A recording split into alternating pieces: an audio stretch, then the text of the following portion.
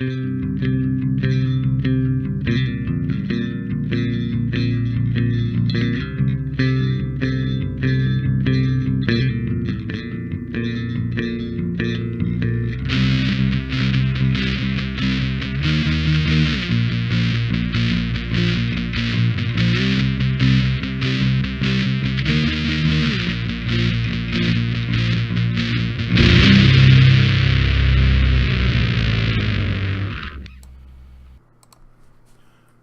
and welcome to another exciting episode of Wave the Brush with me, your host, Kris, aka Mini Wargamer Kris, aka The Name Butcher, aka I'm all out of AKs.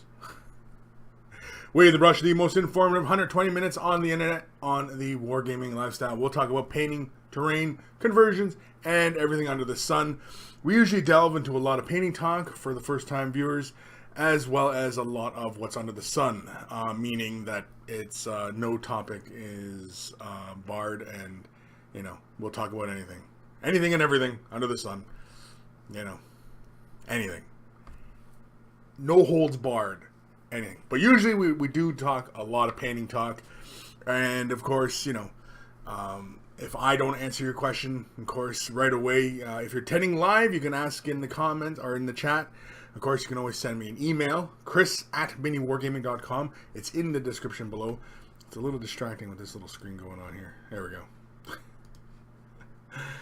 And of course, you can always ask your questions there. You can join us on Facebook, Discord. Got all sorts of... The Discord's been a lot of fun. The Discord has been a lot of fun. Chat, play, talk, everything, everything in there. Of course, we got many channels set up for different topics and, kind of just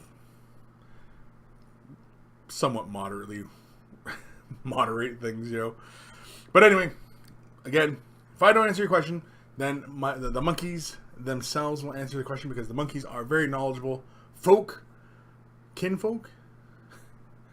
They're very knowledgeable folk, and of course, will answer your question just as well as I can. Of course, they might offer different solutions from what I might offer, and of course, that's all good, because there's always more than one way to skin a cat, as it were.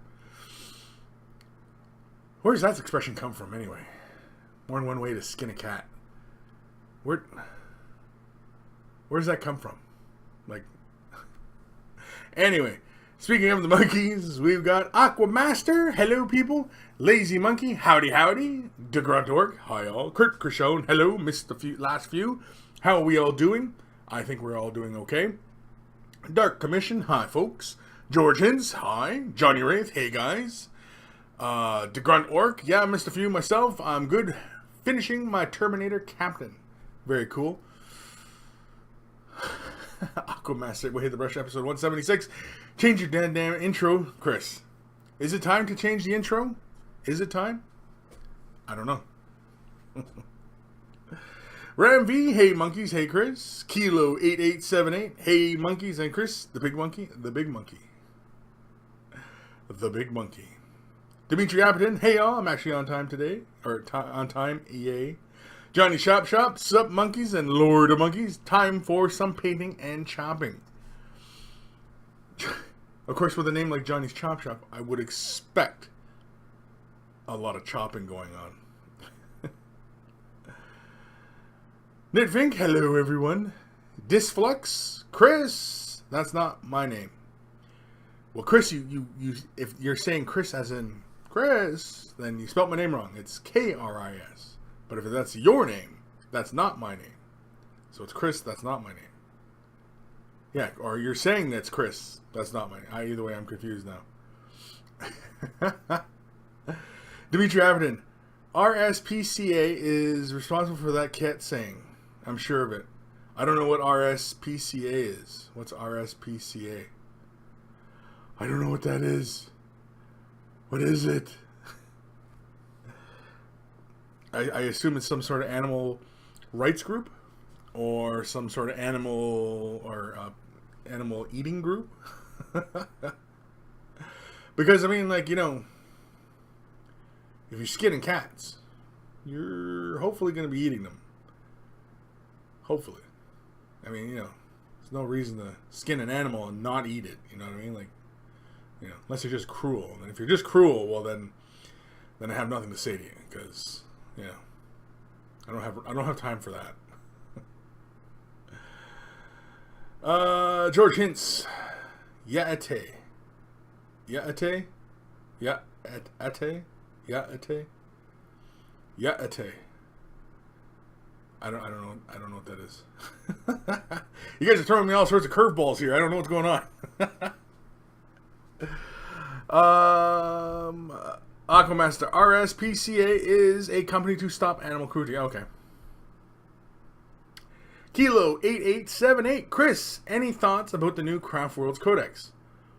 Holy crap, do I have thoughts? Yeah, I've got a couple thoughts. Couple. You know. A few.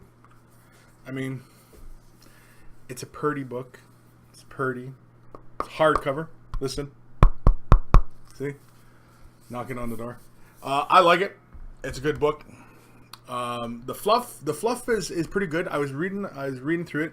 They do make some changes from you know, the background of things, just to incorporate, you know, I guess the new storyline with, you know, Eldar and Ynnari and all that, right? But otherwise, oh, you know what? Now I might be wrong here, but I was reading something last night. Now let me see if I can find it here. If I can find it, if I can remember where it was actually. Where the hell was it? Ah, yes. Okay, so the ancient myths of the Eldari. Okay, everything's Eldari now, right? So nothing's Eldar, but it's under the topic of ancient myths and the Eldari. Now, I've not read this anywhere, but I mean, I could be wrong. It could be some old bit of fluff that maybe I've forgotten or just never knew. And if anybody knows, feel free to chime in. But here we go. Okay, so we all know about Eldanesh being, you know, a mortal Eldar and gets killed by Cain, right? But what I never read was that Eldanesh had descendants, being Eldanar, of whom Inrim the young was the last, and then the rivals of Eldanesh and his were the descendants of his brother Ulthanash. And of course, the bloodline apparently still exists on Iyanden. Now, I didn't know. Now, the passage of Eldanesh having kids and being Eldanar and Ulthanash, I've never read that anywhere. And I thought that was kind of interesting, you know, kind of linking that, you know, the myths, you know, of the past, you know, for the Eldar connect to, you know, the present kind of thing, right? I've not read that anywhere. Now, has somebody else heard that particular fluff before? Because as far as I know, that's relatively new. But again, like I said, I could be wrong, and it was something that was, you know, out there. But otherwise, as far as rules are concerned, well, I think Games Workshop has really kind of released a lot of the rules already. You know, I think really the big winners, I think, in the book are Aliatok, Craft World, and I think Fire Prisms. I think Fire Prisms are the big winner in that book. I think Games Workshop's looking to sell a lot more Fire Prisms, and so they beefed up the Fire Prism. And Aliatok, I mean, getting a -1 across everything, that's kind of big. I mean, Uthwi gets a 6 against wounds. You know, it's not bad. Samhan, reroll charges. It's not bad. Carrying heavy weapons, you know, not bad for the bikes. Makes them a little bit more effective. But otherwise, you know, Beltan, the plus leaderships and stuff, you know, it's not bad. And then Iyanden, you know, not taking more than 1 casualty during morale checks. I thought that was pretty good. And then, of course, you know, the rates, double the wounds for counting which damage track they're on. I think that's pretty cool. Which means that, you know, like Wraith Knights and Lords, they're going to be in that fight a lot longer. Going to be a lot harder to kill. You know, just because of that extra little bonus that they get. Oh, excuse me. But yeah, I'm really enjoying the codex. There's no new units, so anybody who thinks that there might be new units coming in, no new units. Everything. I think Steve just did a review. I think it just went up today on Mini Wargaming site, and does a review of the codex. So if anybody wants like a really in-depth kind of review, I think Steve does one. So of course, Steve always has the skew of really like what is the most powerful thing in the codex versus really overall changes from things, because like a few things changed wordings, like for example, Banshees, the wordings for Banshees changed. A few other things. Phoenix Lords, I think a Surman is the Phoenix Lord. The Phoenix Lord, I think. He's really awesome. He gives a really great buff to his units and to everybody else's units. I think that's really, really cool. He's really all protecting kind of thing. But the stratagems really are our boss in the book. There's some really great stratagems. Eldar psychic powers, they go back. The runes of battle are 6, and runes of what is it, fate? They get 6 again, so you get all the Eldar psychic powers again. They've been changed up slightly from the index and previous books, just to reflect the new rules and everything like that. But otherwise, I like it. I can't wait to get a game in. I've been working. I don't know if you guys can see, but on my work surface there, I've got my Seer Council, my conclave on the go right now. So actually here, let's see. So here is one of my bikes, all ready to go, blah, blah, blah, right? So bike's ready to go. I'm just getting my warlocks ready. Get the warlocks ready. I'm just starting to do like the shoulders and the helmet and stuff like that. People ask me all the time, assembly painting. What's the secret to assembly painting? Like, how do you do it?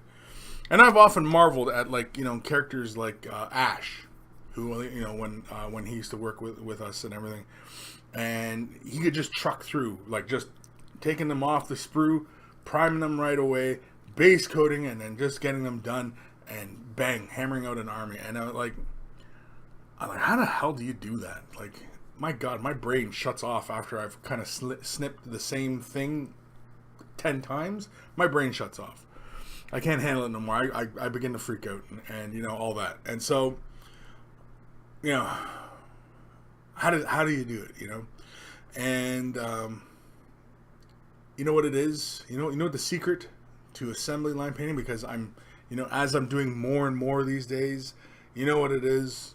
It's obviously it's practice, but it is ignoring that little pain in your back and just trucking through and just painting the model. That's the secret. Ignoring that little pain in your back and just keep on painting that model. Just keep on going. That's it. Where am I? Anthony B. Shotgun Beers. Also, do you call burgers steamed hams? Steamed hams. Oh, you've not lived until you've had a steamed ham. Lazy Monkey sounds like a good book to thump Quirk with. Matthew Dammy, good morning. Good morning. Matthew Dammy just watched the Quirk ice prank. Yeah, he got hurt from that. I wouldn't have found it funny, and I don't think he found it funny. Disflux idea for the next Monkey Day. Monkeys, guess how many Cheetos Josh can fit in his beard. Bonus round: how many beard Cheetos can Quirk eat before he pukes? I don't know if Quirk eats Cheetos, and Josh hiding Cheetos into his beard, I'd imagine quite a few. In fact, there's probably a bunch already in there.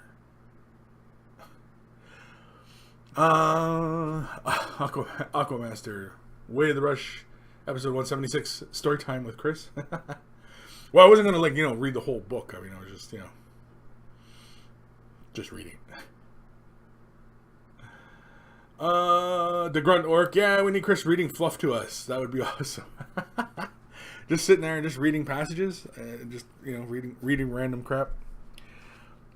I think there's some sort of copyright thing. I think with that, I mean, that's why I tried to break up what I was reading there. I didn't want to read the whole verbatim to you guys. I wanted to break it up just so that nobody says, "Hey, you're reading the book," and that's copyright. You can't do that. Anyway. Got King 555 with a brush 176. The day I woke up brushing my teeth with a brush. Okay.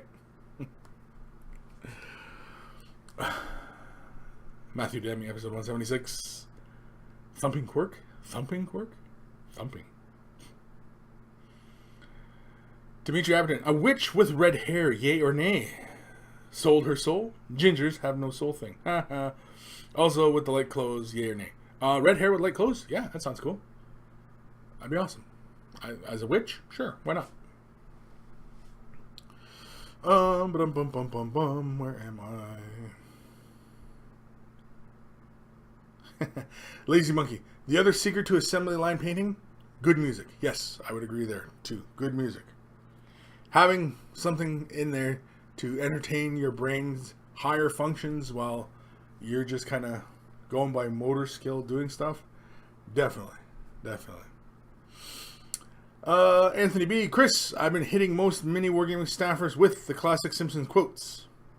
Sure, you can hit me with any quote you want, man. I couldn't tell you what episode, although I could probably generally tell you what happens in the episode. But I mean, yeah.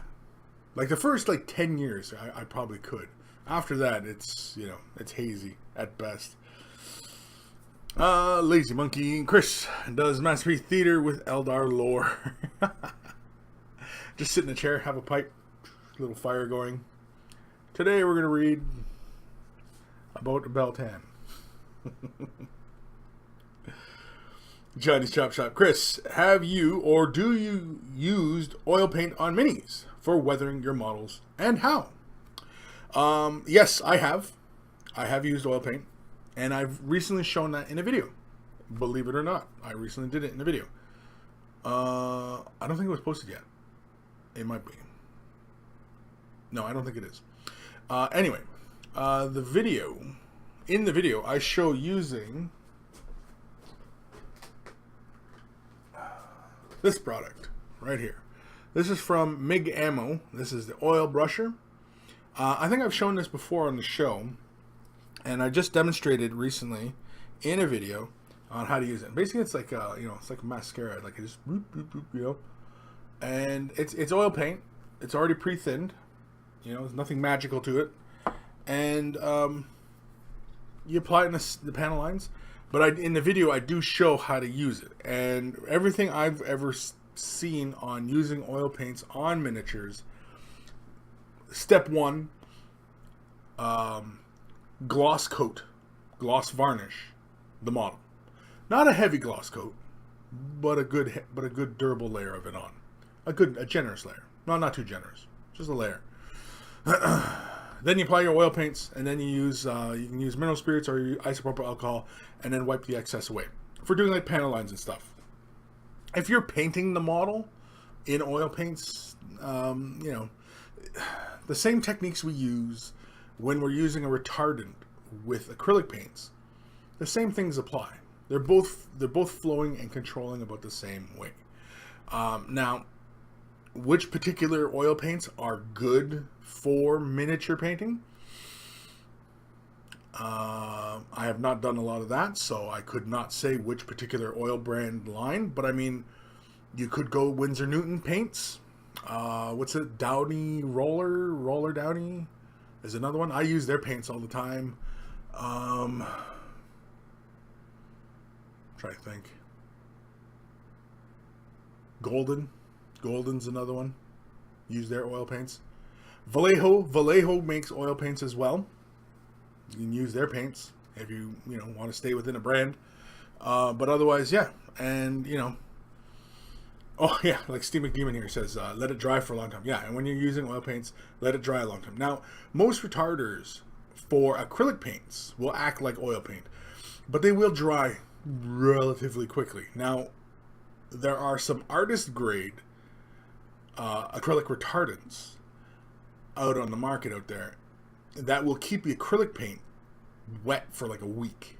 So it'll act just like, now that retardant is an additive, and so you got to be careful. So when you're looking for retardants, look for the mediums, not the additives. The additives will change the nature of the paint, whereas the mediums will blend with the paint and change in that regard, whereas the additive will just change the flow of the paint, and just, you know, it'll make it last a whole lot longer, really long. But yeah, so but as far as using oil paints, I recently showed doing it for panel lines. Oftentimes when people are using the oil paints, they are using it for shade washes and panel lines and things of that nature. Pin washes, oftentimes called pin washes, and that's often what they're referring to, is using an oil paint or an oil-based paint for those particular effects. So hopefully that helps and that answers the question. Anthony B, the steamed hams was a Simpsons quote when Principal Skinner invites Superintendent Chalmers for dinner and setting the kitchen on fire. Yeah, I remember the episode. I know the steamed hams. I remember the steamed hams. I just was gonna recite it. I mean, anyway.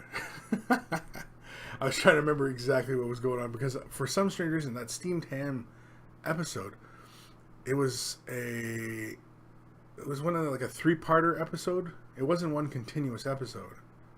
It was a moment. It was almost like, you know, like the anthology ones, like the Halloween episodes and stuff.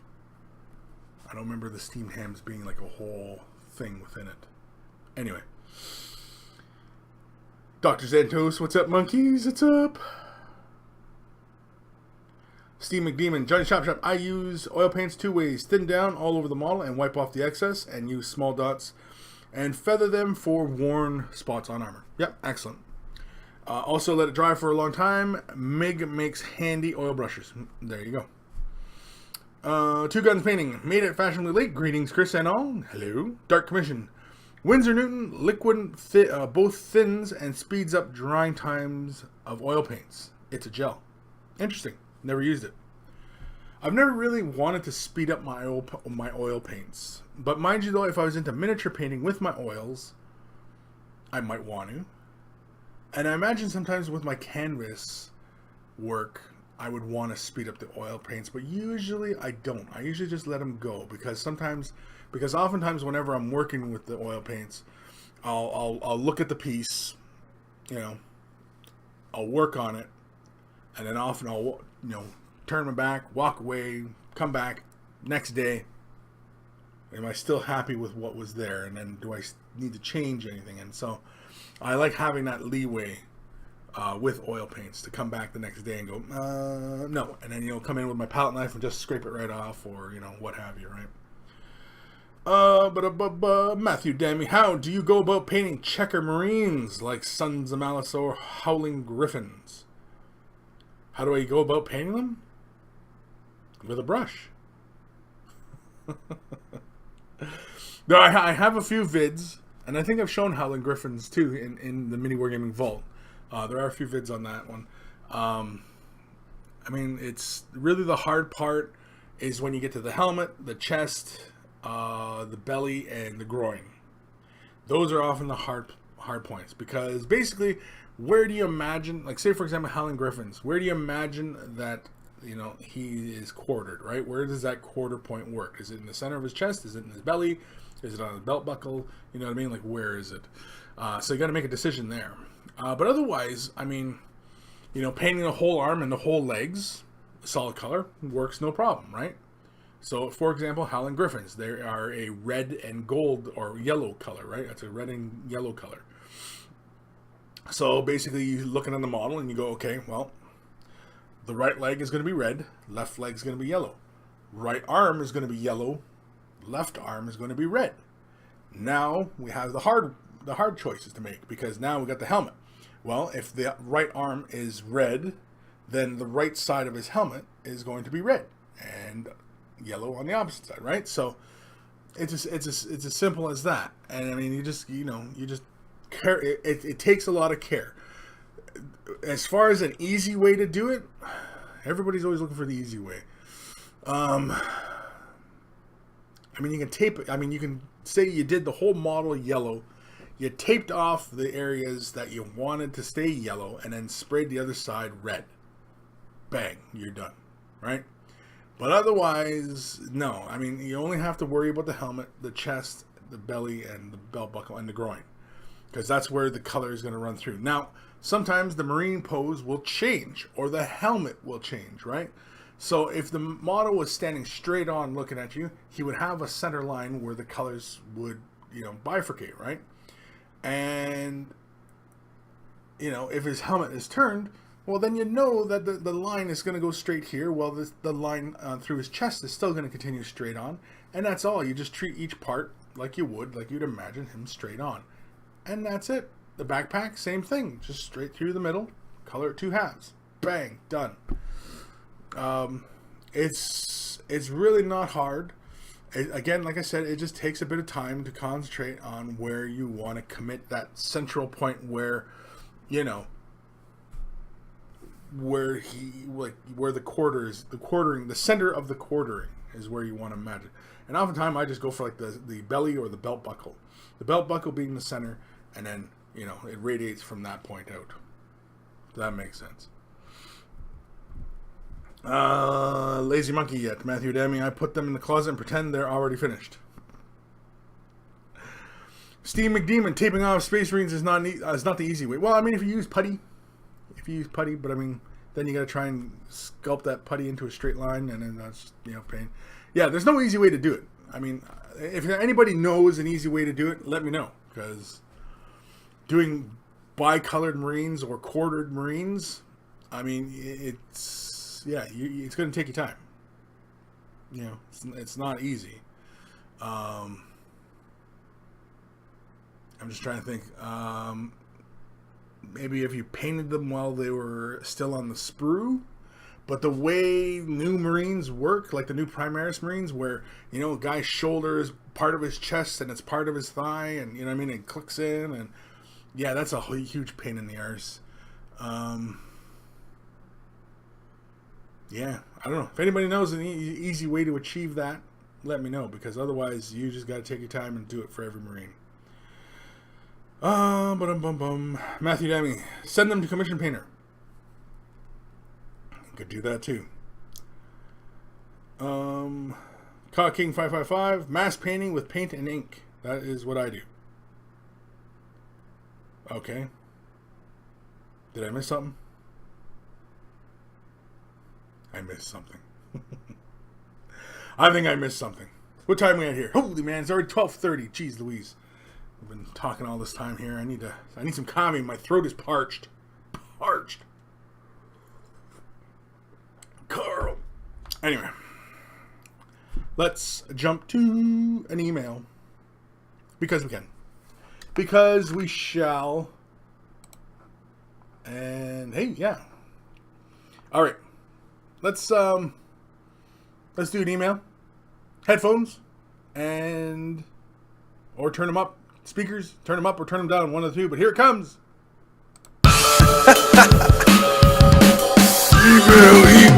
Email time. Email time.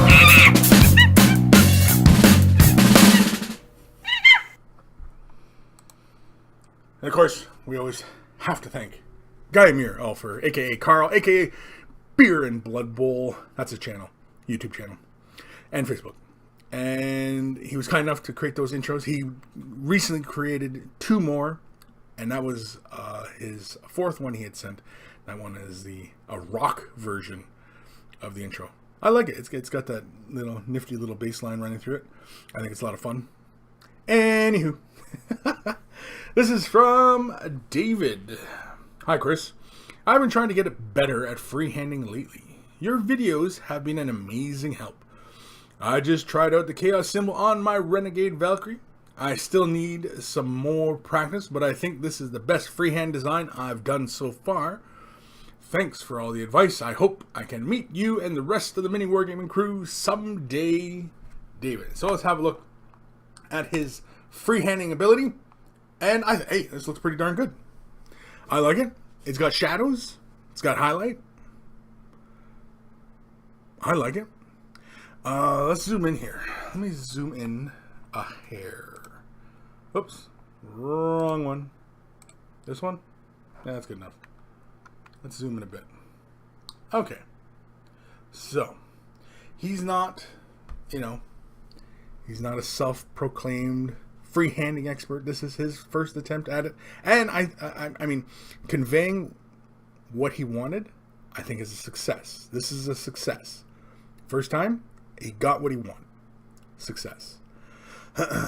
I think in the future, you're going to attempt more of these. I think you're going to want to thin your color just a little bit more, because it looks a bit like, I can see like in here, where it almost looks like the color is prematurely drying on you. And you can see here like some points where the lines don't quite complete up.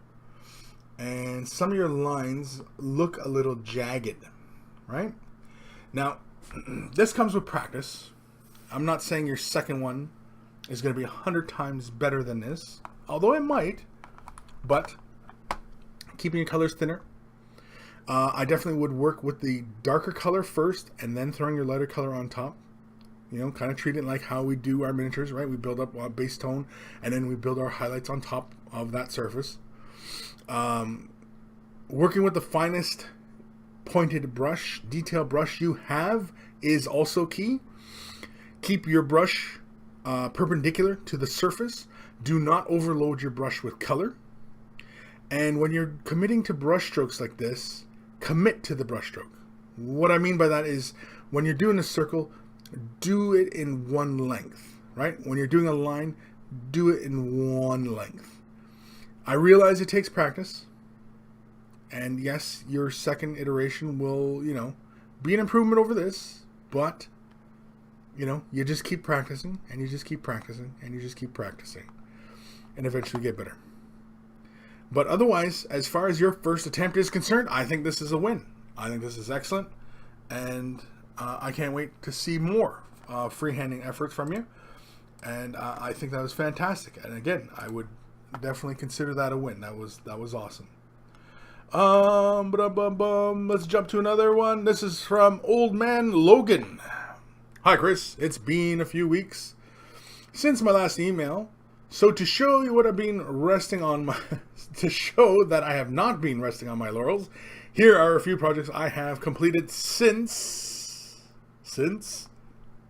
Oh, he's completed since. I thought there was another part to the sentence. Some Blood Angels. So here are some Blood Angels. Let's jump to this one. No, that's too far. Jump to that one. That one. Now, can I zoom in more? They seem really pixelated.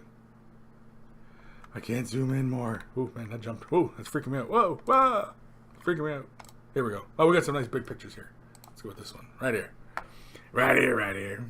So here we are, some Blood Angels. Very good. I like it. Nice and clean. When you have the metal in the grill, oftentimes what I'll do is I'll hit that with a bit of Nuln Oil. Just a bit. Not too heavily. Just so the black sits in between the grills and the metal just shines through. And that's it.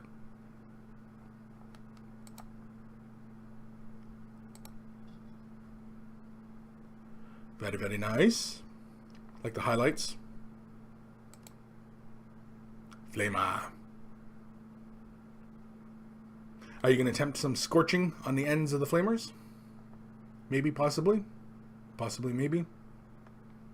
Hopefully. Plasma. Very cool. Again, nice edge highlighting. The glow. I like the glow. Could use a bit more brightness. Maybe add a bit of white into that final blue of whatever you added in there. Also, I wouldn't dry brush quite as far as where you've gone. I would have concentrated just more one area. Just to, or just on that, where the corner is, I'd concentrate more color to that point, Get it brighter there.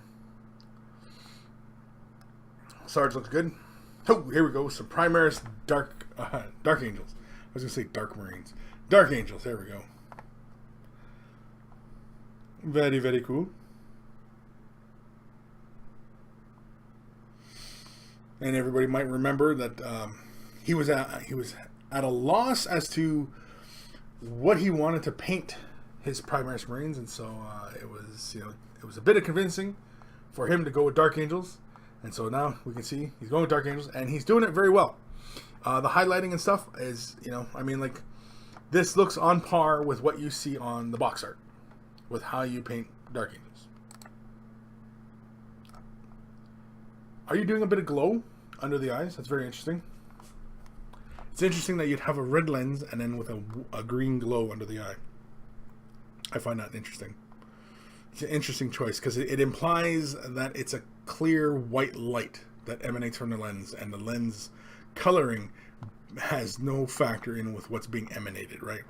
Whereas if you were to do a proper eye glow, not a proper eye glow, but like a normal, typical eye glow, oftentimes you're dealing with deep reds up to slight orange, Very nice. Orkies.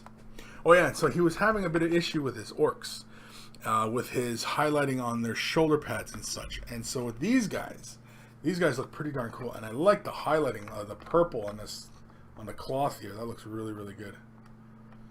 The highlighting on the flesh is really good. I like the nice bold yellow. Nice and clean. Look at the color. Oh wait, you guys can't see that part. Here, let's see if I can get this guy on camera. Son of a beehive. Can't get that guy there. Anyway. Because for some reason this... Anyway. Orksies. Nice and clean.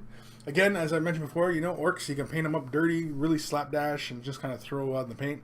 Or you can take your time and really kind of, apply the paint to the model. And both, end up looking really good and end up looking, orky. The red hair looks awesome on that one orc.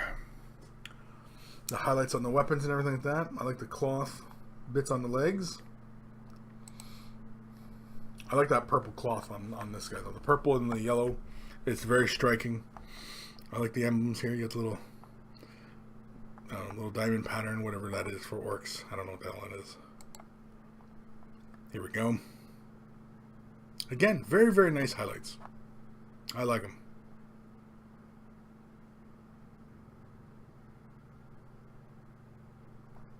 Yeah.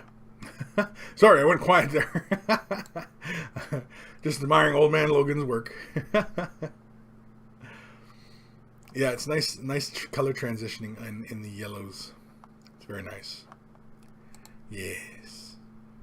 Yes.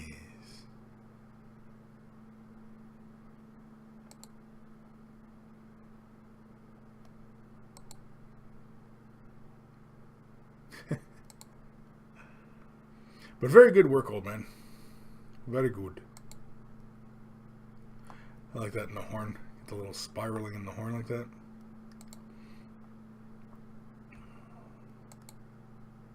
Like the red.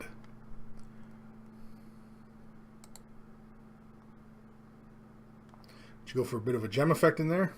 Looks like you were going for it. You were going for it. Yeah, I like the highlighting. It's very nice. It's very good. Nice and clean. Metals look great. Awesome stuff. Thank you for sending that in, old man Logan. Really good stuff. I really don't have anything, to add other than, what we had already talked about before. So, and I like that, like the yellow transitions that you got going on there, they're really spot on as far as I can see. So, awesome stuff. Really great work.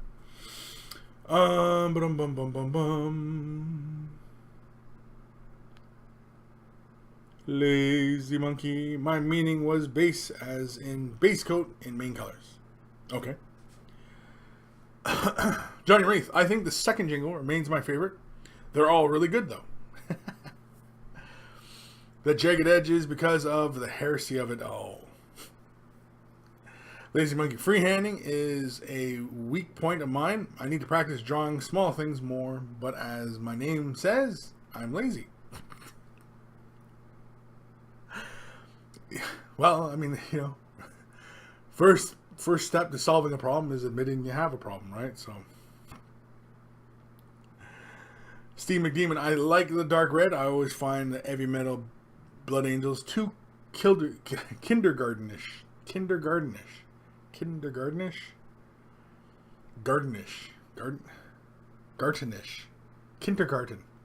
Oh, I give up. Haldane. Het folks, weird. I left the stream at 25 minutes before the show, but it didn't start. Had to refresh. Degrade to work. That's normal. Sometimes the feed freezes. Just needs to restart to establish connection. Restarting is refreshing. Good looking Marines. Love the Orcs more. Yeah, the Orcs were really good. The Marines are really good. He did a nice clean job on the Marines, and the Orcs a bit more love was in the Orcs. I think Old Man Logan loves the Orcs more than the Marines. I mean, and who doesn't really? I mean, Orcs have so much character. I mean, you know, like obviously, you know, most of them are all kind of raw, kind of scary, and you know, aggressive like, and whereas Marines are all just kind of, you know, especially when the helmets are on you, you get no emotions from them. So, you know, but anyway. Lazy Monkey. The Orcs needed more DACA. Always. Orcs always need more DACA. More DACA is always more Orcs. No, I don't. I don't know where he's going with any of that. Let's do another email. Here we go. Headphones. Email time. Email time.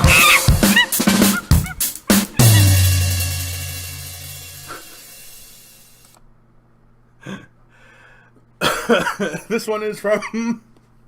Sorry, I'm choking. This one is from our good buddy Johnny Wraith. Hey Kris, just get can't even read. Just to get you off my back, here are some pictures from projects I've been working on the past month. The Falcon is done. I'd say the rest are all in different stages of completion because ADD. The Falcon. The only vehicles I painted with my Eldar scheme had been those Hornets that I had sent you.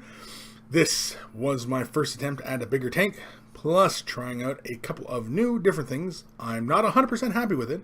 I feel it is a bit too busy and lacked the balance that the Hornets had.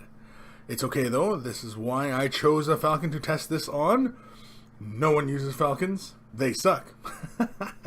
With the new codex, they didn't really, you know, they didn't get awesome. Like the Fire Prisms got awesome. The Falcons didn't get awesome. Falcons come down in price, but I mean, you know, a Falcon can shoot at 3 different things. And anyway, let's go. The Night Spinner Fire Prism. More exploration of the black-blue effect. I think this looks cleaner. Still missing shades on panel lines, gemstones, battle damage, but I think it's heading in the right direction. The Crimson Hunter. This be the this is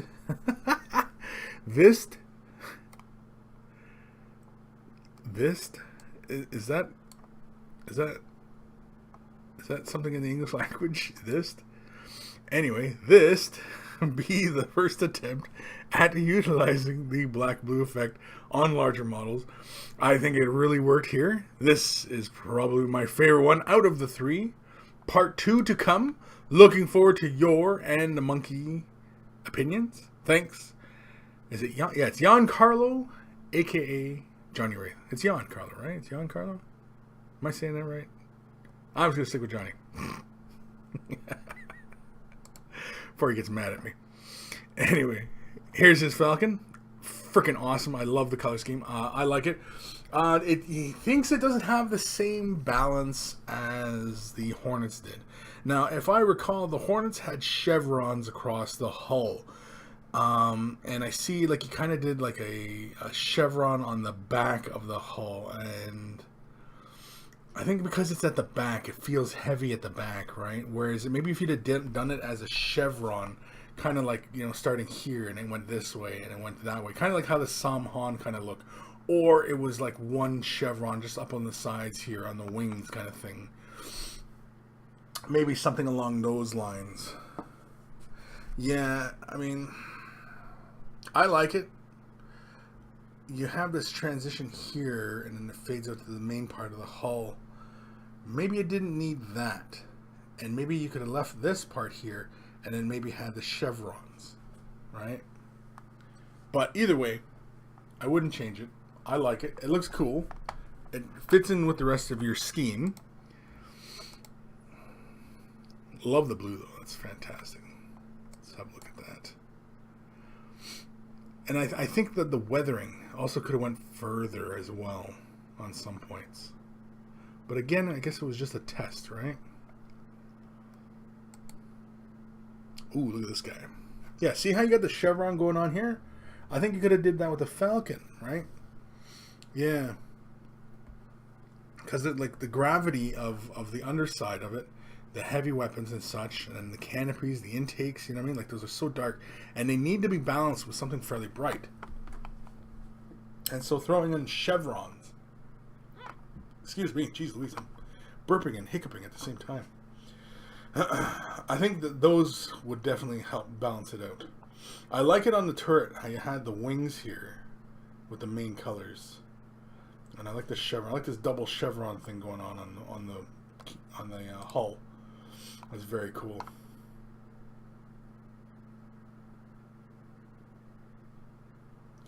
Are you going to color the insides of the guns? Are you going to make them particular color? Maybe blues, like light blues maybe? Hard to say. I do really like the canopies though. That's really cool. Fire prism? Look, he's getting ready to blast off. Again, see, and you did, or did you do both turrets? And just magnetize the weapon. Is it the same turret? Is it the same turret? No, it's not the same turret. Different turret.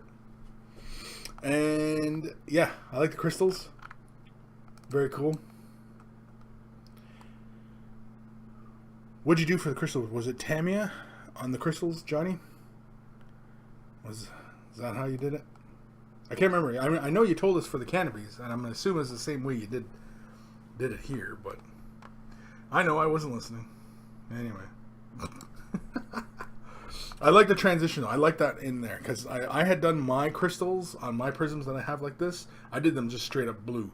And now I'm thinking that maybe I want to throw some purples in just to get a transition going on in those crystals. I think that would be kind of sharp. Not that I'm going to copy Johnny Wraith stuff, but but I might copy Johnny's ideas. Yeah, I like it. Are you going to throw transfers and decal? Oh, I like this. Yeah, see, now this is very cool. This feels like a fighter plane now. You got the one chevron running up here by the cockpit. You got the one in the main body, and then you got the end wings things going on. The little flap doodad panel things. I don't know. Flap doodads? Is that what it? Oh, yeah, it is Tamiya? Okay, it is Tamiya. Okay. All right. Okay, so with the Tamiya then, are you doing the canopies and you're doing these chevrons in that Tamiya? Is that how you're achieving this color gradient in the in these areas? Is you're using a Tamiya? Is that what you're doing? Let me know, Johnny. Let me know. Yeah, I like this. This is very cool.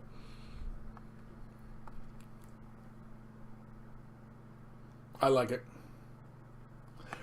I think with the weathering that you have on these, I would keep it on the leading edges because it would make sense, right? That the plane would have that kind of weathering on the leading edges, at least the majority, right? But I also think you could also add in just like a streak or two. You know what I mean? From some of the main concentrations, just like a couple little streaks. It doesn't have to be rust, but it could be just, you know, just the material just kind of wearing away. You know what I mean? Just to add to that appearance that, you know what I mean? Like it's, you know, it's flying and it just gives it that, you know, the wear a bit more of a logical kind of placement kind of thing, right? No, those are ghost hints for the chevrons and the stuff on the ends of the wings. Oh, okay, so that's a ghost hint. Okay. Okay. Because you would just basically use that clear Tamiya in the same regard, right? But very cool. I like it. I like the color scheme. The color scheme's so cool.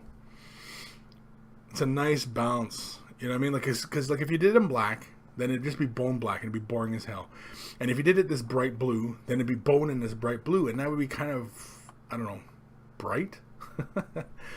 Whereas you have this mottled black with the blue, and then the really creamy white, and I like that. It's just a fun color scheme. Okay, so that was part 1, and he says he's got part 2. Holy crap, we got 3 things going on here. Okay. So here's part 2 to Johnny Wraith's email, and he starts it off with, "Suck it, Gim." Yeah, Gim, suck it. Anyway, so he did the Hemlock Wraith Fighter. Very early tests at pushing this effect farther. We'll probably reverse the colors here and have a black and blue as the main colors, going for a Giger-esque feeling to give my Eldar a bit more of a sinister vibe. Yvrain?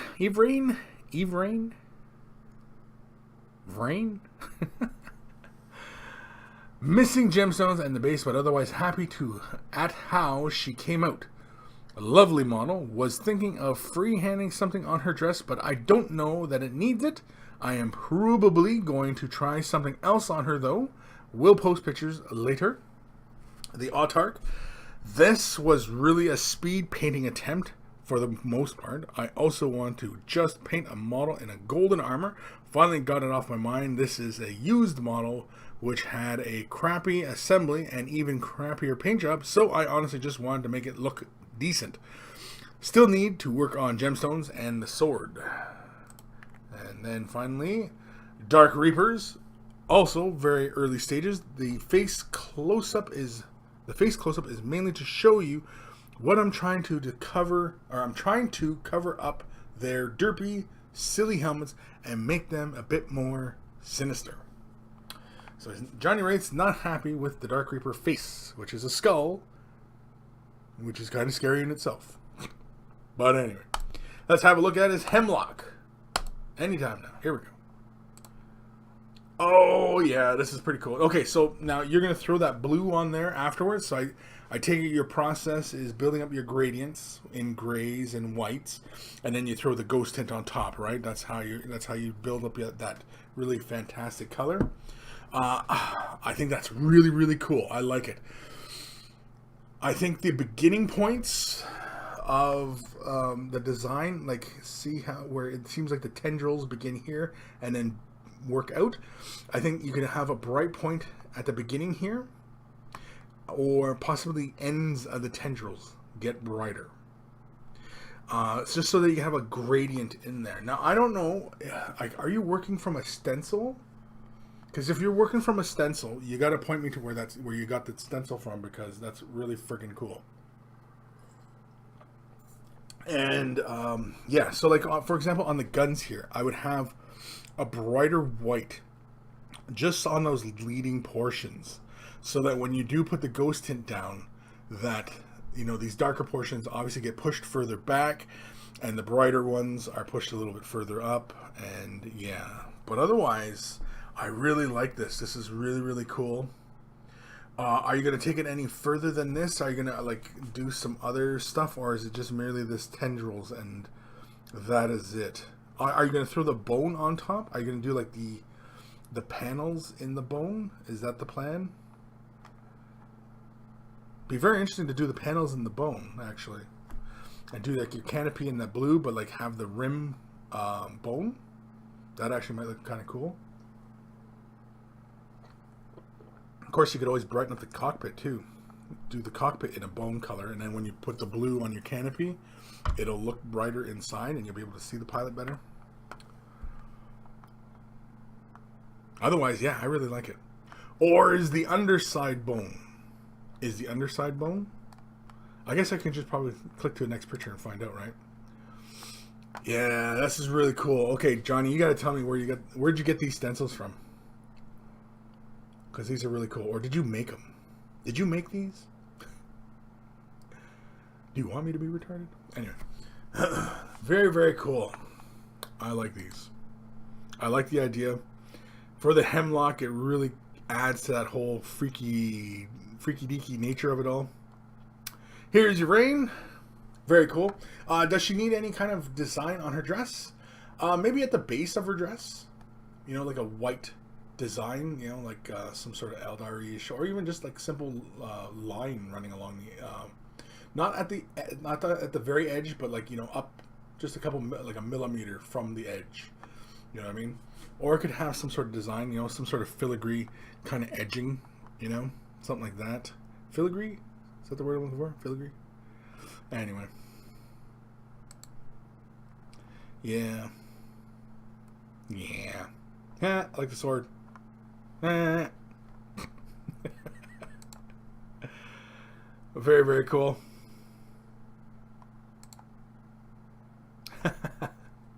The gold autarch that he was not happy with. He looks good. I like that. That blue is like striking blue. Oof. That blue alongside that gold is just kind of just blowing my mind, actually. Here's the Dark Reapers. Now, Johnny's not entirely happy with the Dark Reapers. Not sure why. He thinks the faces are kind of derpy. Whatever that means. So here's the face, okay, and close up. And so he's got the top part of the helmet, and then, okay, all right. So here's what we do. Here's what we do, Johnny. The entire helmet, okay, you leave it black. You do just the forehead in this bone color, and then you do just the face to look like skeleton. Right? And you do it just that way. Leaving the rest of the helmet black. And just have just the skull. But freehand just the skull face in there. Kind of like the Punisher, right? It's just kind of like that on that faceplate. On the faceplate.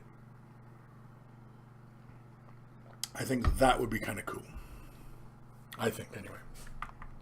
Possibly. I don't know. What do I know? And yeah, geez, we got another one.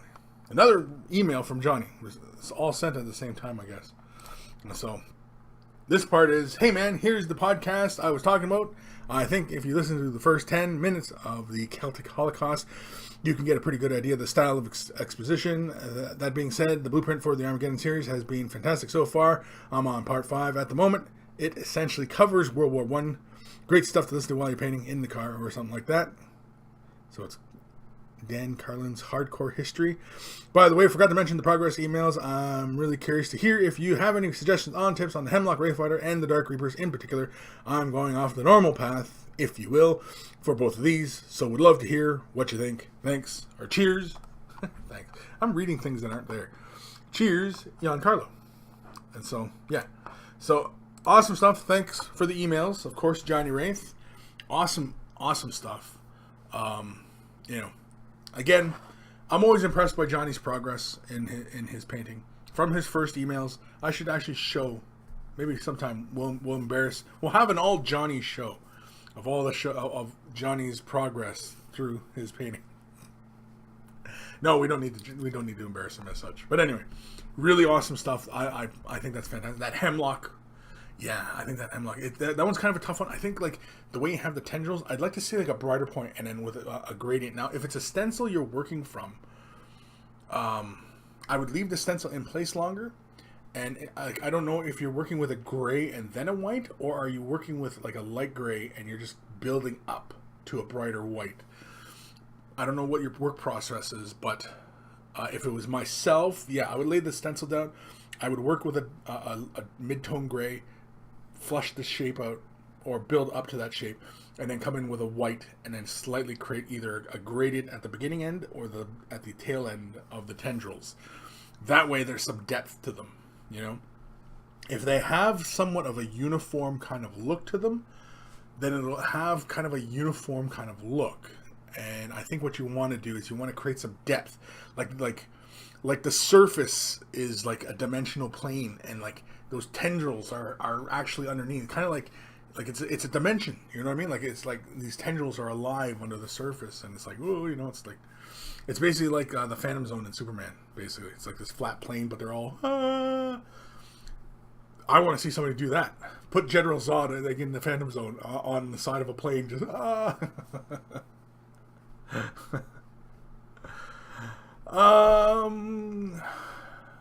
Where are we? Where am I in these comments? Haldane Urbanus. Well, I will copy Johnny's transition for the prisms. Never could decide how to handle them. Never bought any. My God, man! This new codex, you're going to be buying prisms left and right. I have 6 myself. Because I used to do the Sunstorm Squadron, and in the codex, they brought back the Sunstorm Squadron. And so, yeah, you could just make the Death Star and it makes that sound. It's just like that. It's a whole thing. Just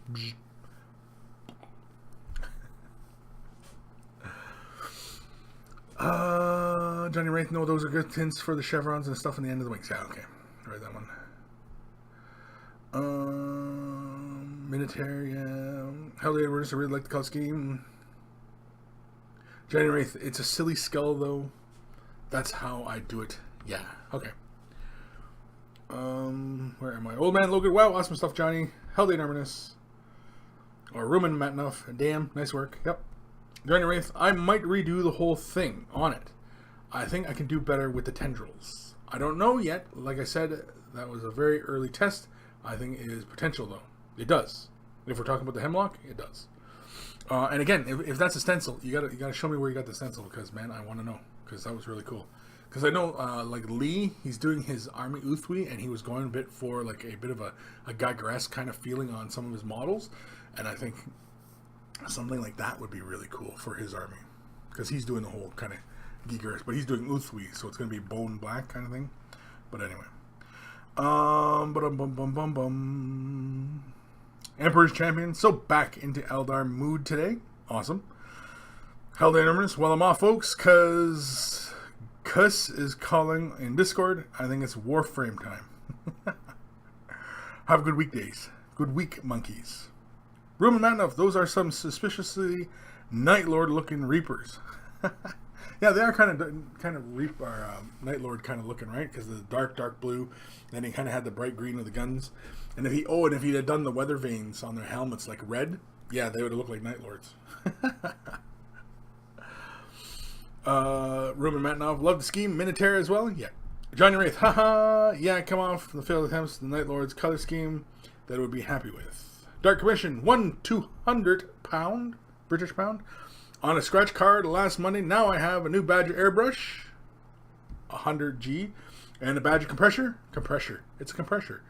3-liter tank, my first airbrush. Well, good job, Dark Commission.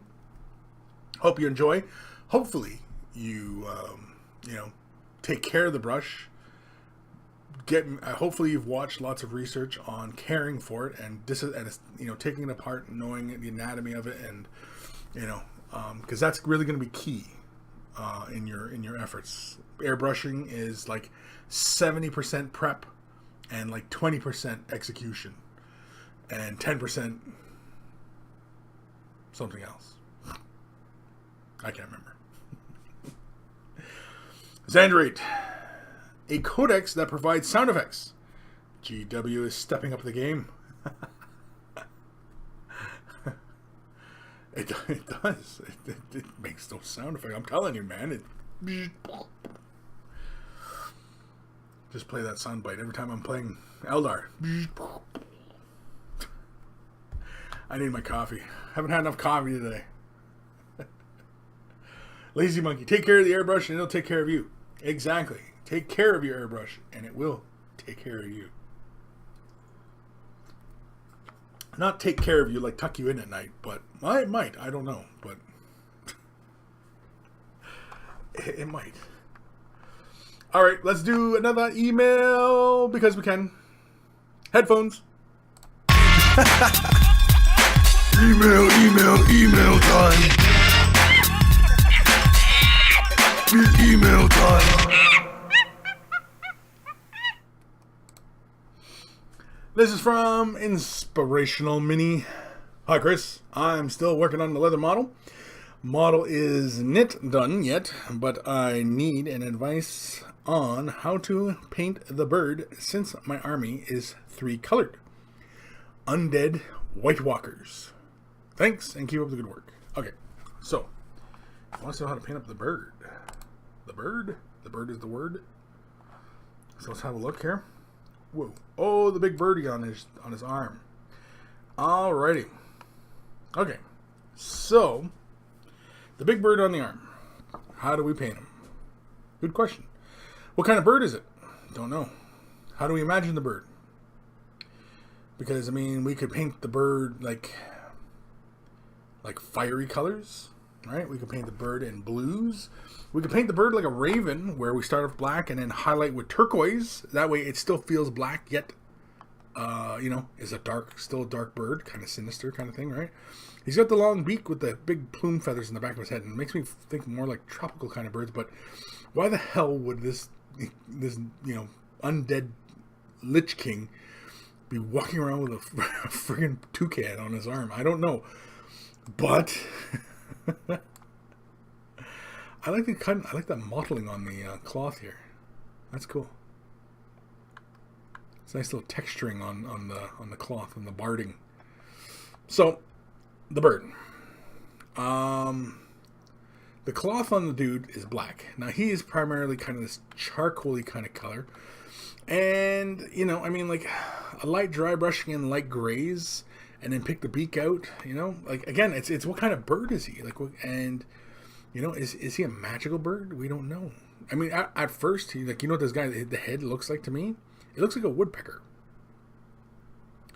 And you can do the body black, do the head red, the beak kind of I believe it's a black with a white. It's not yellow. But anyway, with the red plume.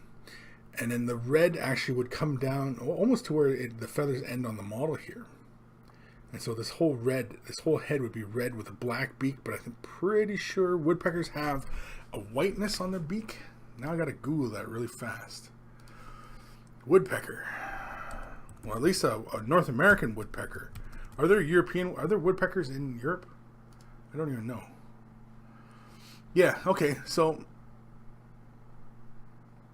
the woodpecker, he's just got the red on the top, like a big red mohawk.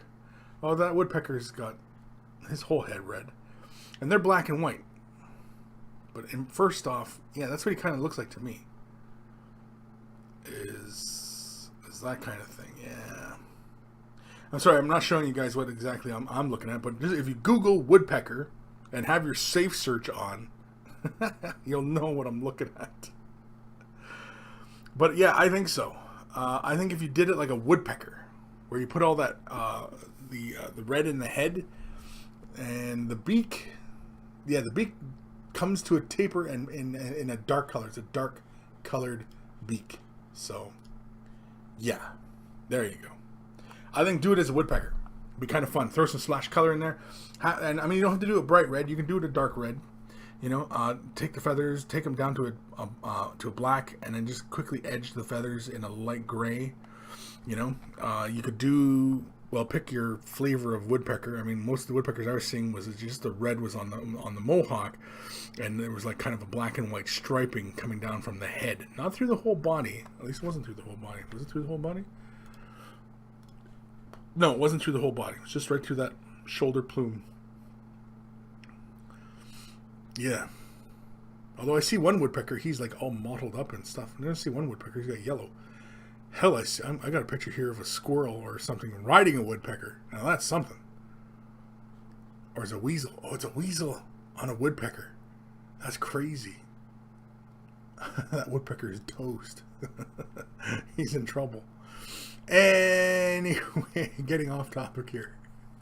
Yeah, I think a woodpecker would be kind of cool. Or something like that, along those lines. Dude, different kind of bird. I don't know, because I see the back plume on his head.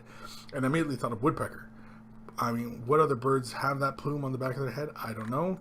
But hopefully, Inspirational Mini, that helps. Was that the only picture? That was the only picture. And hopefully, that helps. Yeah. What kind of bird? I'd go with woodpecker. Just because. Just for giggles. Just for giggles. Xandrate. So a monkey soundboard? Steve McDemon, your Eldar sounds suspiciously like my Tau. Dark Commission. Done loads of research over the last year or so. Now, darn it, take it out on the box. Take it out of the box. What? Oh, now you don't dare take it out of the box? Okay. Ebb and Flow. Sup, everybody. Grats at Dark. Episode titled Norwegian Woodpecker. Norwegian Woodpecker? Why? What's the Norwegian? Do I need my safe search on for Norwegian Woodpecker? Mikey Egan. Oh God, the Monty Python swallow joke just popped into my head. Steve McDemon. Imagine the feathers in the back of the head being his beak, and him nagging the necromancer about being late again. Like the bird's talking to him the whole time. It's like, oh, you suck, man. Wait, you took the wrong turn. You used the wrong spell. You're an idiot. Wow. Yeah, I don't know. I don't think I'd keep the bird at that point. Dark Commission, episode 176. Undead birds and skin cats. Yum yum. You know what? I'm going for it. We're doing it. We're going for that one. Dark Commission. You win. You win. You win. What do you win? Same thing everybody else wins. Nada. Nada, nada, nada. Come on. Let's go. Where was that? Oh, it was in the chat. Dimitri Abbott, episode 176. I do a woodpecker just for the giggles. Oh, damn it. Mikey Egan. Today's episode, African or European woodpecker. Oh, man. Undead birds and skin cats or woodpecker just for the giggles? Oh, man. Ebb and Flow. Kris, I was making a joke about the old song Norwegian Wood. I'm afraid I don't know that song. Is that a song I'm gonna have to look up later? Is that what it is? Am I gonna want to look it up? I don't know. I don't know. I don't think so. No.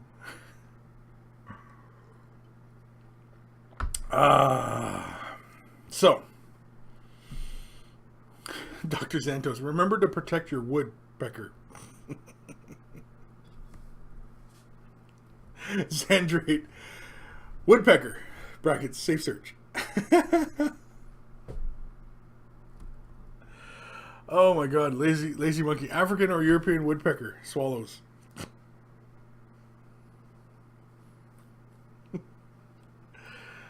Oh, misunderstood. Love Beatles though. The Beatles had it on Rubber Soul. Okay.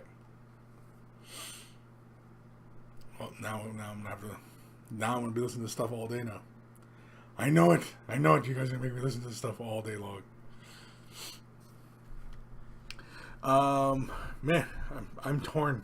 I still like undead birds and skin cats, but I do like woodpeckers just for giggles. Oh, man.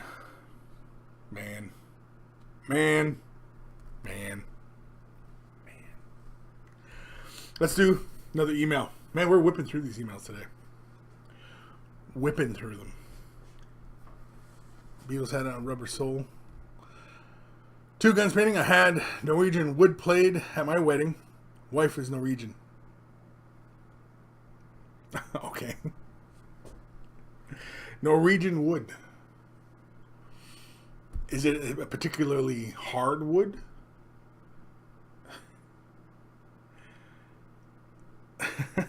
Dark Commission episode 176, the day the title dies. Because I can't decide. I can't decide. I'm tired. Oh. Yeah, no, but seriously, is Norwegian wood harder and more durable? Do you find that the wood grows taller and longer? Does it have more than one use? Trying really hard to keep a straight face during all that.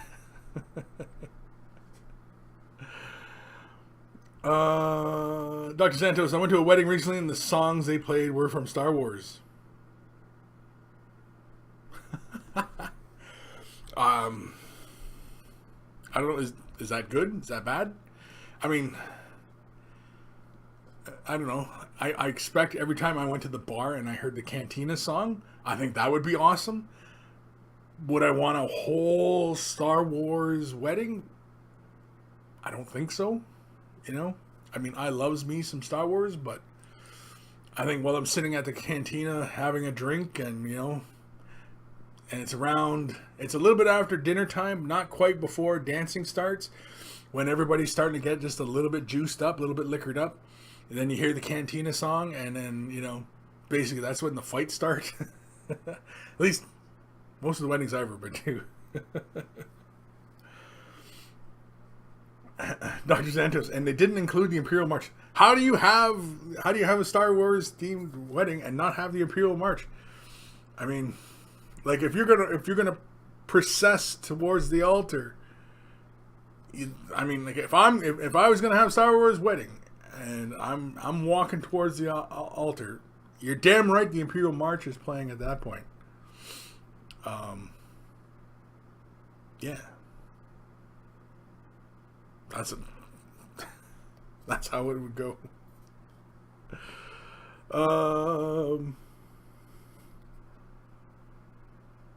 Mikey Egan, my wedding had Game of Thrones. Is that a thing? Game of Thrones? Anyway. Theme and some Star Wars music for aisle music and a type of crap. And not type of crap. For aisle music. Yeah, see, I think just when it's bar time, the Cantina music plays, and that's it.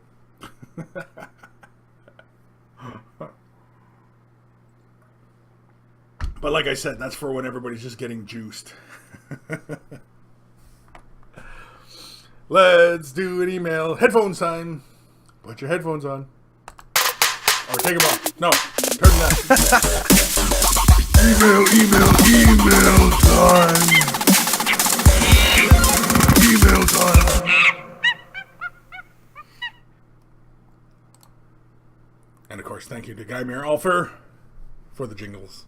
I've played every jingle now. I've played every jingle today. Because I don't think last week I played them all. For some strange reason. But anyway. This is from Tom. Hi, Kris. Just a quick email. As this was the color of purple I was referring to, it was a solvent-based purple that flips between purple, black, green, and silver, although only the purple and black really comes up on camera. How do you think this purple will look with a brass or with a dark silver? They will be scale model solvent metallics too. They will be used to paint my Mechanicum Castellax robots. Thanks, man, the Mobius. And the Mobius sent me little links here on OneDrive, so let's have a look here. Oh yeah, this is why I hate attachments. Or, no, not getting attachments. Oof. Oh, there we go. Can I move this? Can I move this? Oh, son of a beehive. What can I do with this? I just want to zoom in and look at this. Here we go. Okay. There we go. So, it's a purple and black with, I think, a green, he said? So it's like a color shift metallic is what we're looking at here. And it's very cool. The black really does kind of just like get absorbed. Let's look at the other image. And the other image is, survey says, his finger's in the shot.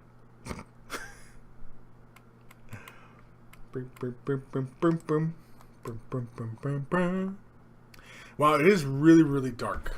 Now, I imagine to the eye, it's not this severe. I think because the camera angle, the lighting, you know, I imagine it's probably not this severe. But let's go back to the other picture. Can we go back to the other picture? Yeah, because I like the level of luminance we got from this shot here. Now his question was, we'll go back to it here. With this purple, would brass or dark silver work? Brass, like a yellowy brass, would look really good.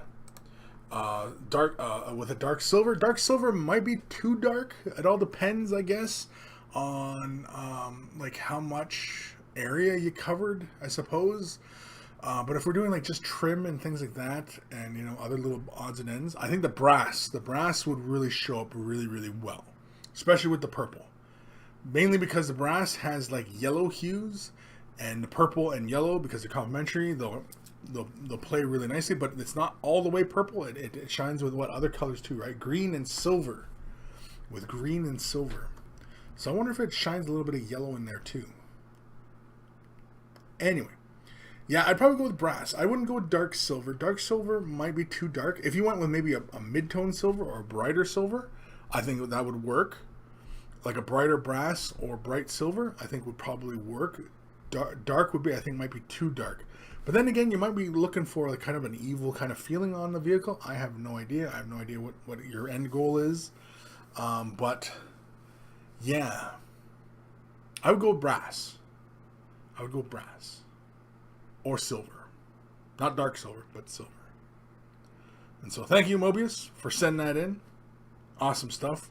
And also, where did you get the color shift paints? What particular brand was it? Well, you said it was solvent based, right? Yeah, it's a solvent based. So I'm wondering if it's something like Alclad, maybe. Maybe Alclad has a color shift paint. Either way, very cool. Thank you for sending that in. Awesome stuff. And I look forward to more updates to your efforts. One more email. This is from Aquamaster. Hey Kris, I was wondering what paints and models should I get for starting out? Also, what website should I get the models and paints? Thanks very much, Aquamaster, aka Aqua, aka not the master of aquatics. Not the master of aqua. I thought Aquamaster was the master of aquatics. Anyway, okay, so Aquamaster, I know Aquamaster. He is in Ireland, I do believe, because he's had a wicked storm there. And he was wondering what paints and models should I get started out with.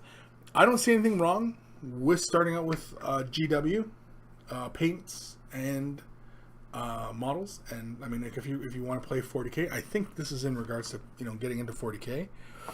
I mean, I'm assuming here. I have no idea because, I mean, it's really subjective. I mean, if you answer the question, like if I didn't know Aqua, as I know Aqua, and somebody asked me that kind of question, I'd be like, well, the sky's the limit, because I mean, you know, what models do you like? What kind of stuff do you like? Sci-fi? Do you like horror? Do you like fantasy? Do you like D&D? Do you like, you know, StarCraft? I mean, like, you know, like what kind of what are your interests, right?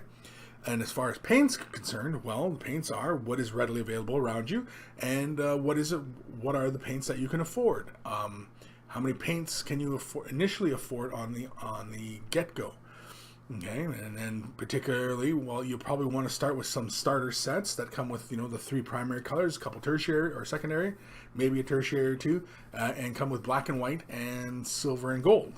And, you know, you'll be pretty much okay from that point forward. But otherwise, yeah, Aqua, is it like, I know you're here right now. Are you talking about like Warhammer 40K models? Like, is that what you're talking about? Because if that's the case, then, you know, start off with pick out a 40K army you like. Don't worry about if it's good or not. Don't listen to people saying, oh, that army sucks. Pick the models you like the look of, first and foremost, because there's no point in buying models that you don't like. right? Don't listen to anybody. Buy the models that look cool to you. Bang. Okay? Pick up a starter set. First off, pick up any old models that look cool to you. The paints, as I mentioned, get a starter set. I'm pretty sure Citadel still sells a starter set. If not, okay, you're going to want to write this down. You're going to want to pick up a mid-tone red, mid-tone blue, a mid-tone yellow. You'll want to find an orange, green, and purple. And you'll also want to find a black and a white, and a silver and a gold. With those colors, you can create any color in the rainbow. Okay? You can paint any color scheme. Okay? So, with those colors, you can do anything. As long as you get the midtones or the pure saturated colors. Now, when I'm talking like pure midtones, as far as like Citadel is concerned, I'm talking like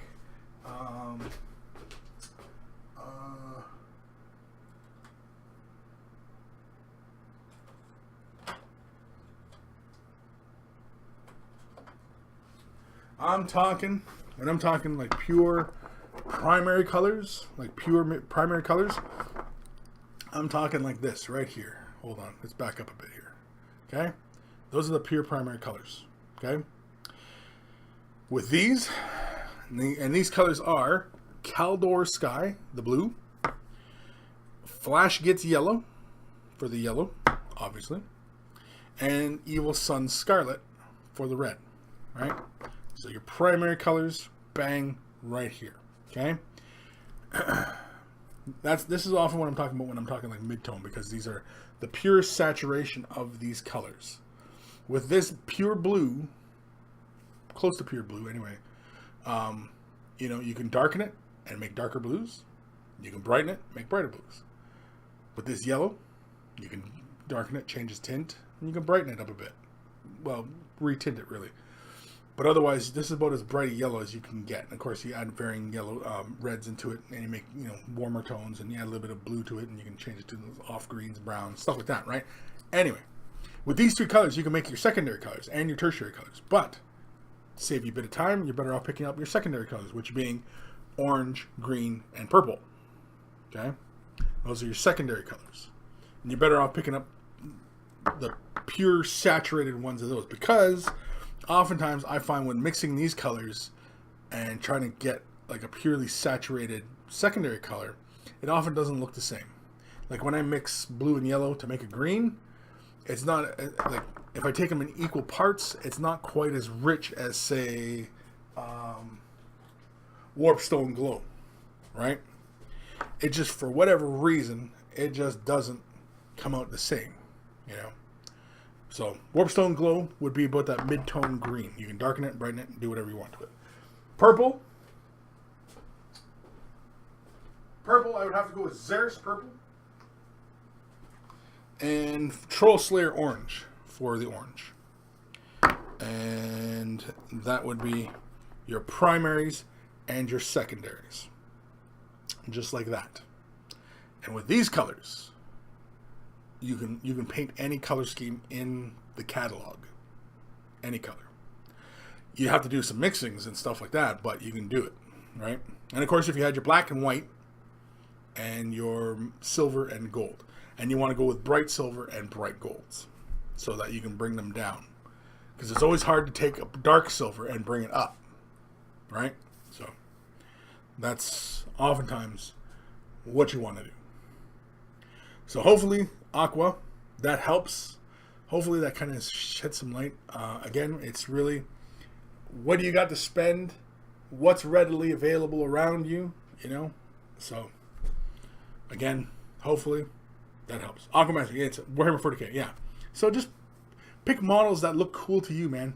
Don't worry about what is good, what is, what is going to win games or anything like that. Like, people will tell you all the time, oh, don't buy that, that's garbage. Tell them to keep walking. You're not interested in their opinion. You're going to buy what looks cool to you, because you want to be happy painting what you're doing. You want to enjoy what you're doing. If you hate it, there's no point in doing it. If you are just dreading it, then it's not fun. Then don't do it, man. Don't do it. You know, you gotta love it. You gotta love it. You gotta enjoy it. You gotta be right into it. You gotta, you know what I mean? Like, you gotta put yourself into it, and you know, you just gotta stick with it and keep doing it. You're not gonna be awesome the first time you lay paint onto the model. You're not gonna be. Don't think that you're gonna just be fantastic. I don't care how well you can draw or paint on canvas and stuff like that. First time on the model, you're not gonna be awesome. It's not gonna be Golden Demon quality, and that's okay because nobody is. Everybody falls their first time. First time to jump. Matrix reference. Anyway.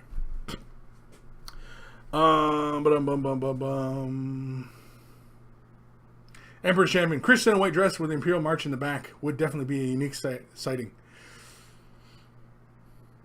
Yes, it would. Yes. I would have to agree. Yes, it would. Steve McDemon, I'm off to the cinema for Blade Runner. Have fun, monkeys. See you next week. Have fun, Steve. Enjoy the movie. I enjoyed it. It's a good movie. Oh, yeah, Heaven Flow. Don't forget to watch the 2049 prequels on YouTube. Yeah, there's the 3 shorts. The anime one is the best one. That was just awesome. Ramv, you can make orange, purple, and green with those, so buying the second colors would be a waste of money. Oh crap, Monkey Master beat me to it. Yes. Well, it would be a waste of money, but when you mix your primaries, like I said, they don't always come out, you know, the way, like, as saturated as they possibly could. These colors are way more saturated than mixing these two. And I could probably show it. I might have shown it before in videos. Because I've done a miniature painting 101 series. And I think I did a couple demonstrations like that, just showing, you know, color mixtures and just kind of expanding people's thoughts on the subject matter, right? So, yeah. Darker Mission, a fistful of colors. That's it. Okay. I'm going with that. That's not too controversial. It's not, you know, don't need a safe search to run it. At least I don't think so. A fistful of colors. Fistful of colors. Yeah. It's good. I still have woodpeckers up on my thing here. I don't know what's going on. No, not woodpeckers. Ebb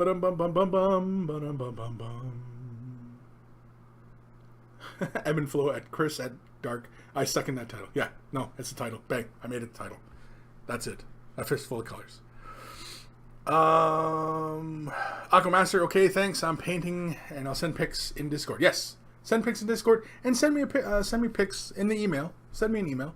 We'll show it on Way the Brush, and you know, that way everybody can see how Aqua progresses from, you know, beginner to, you know, not, and we'll see the growth.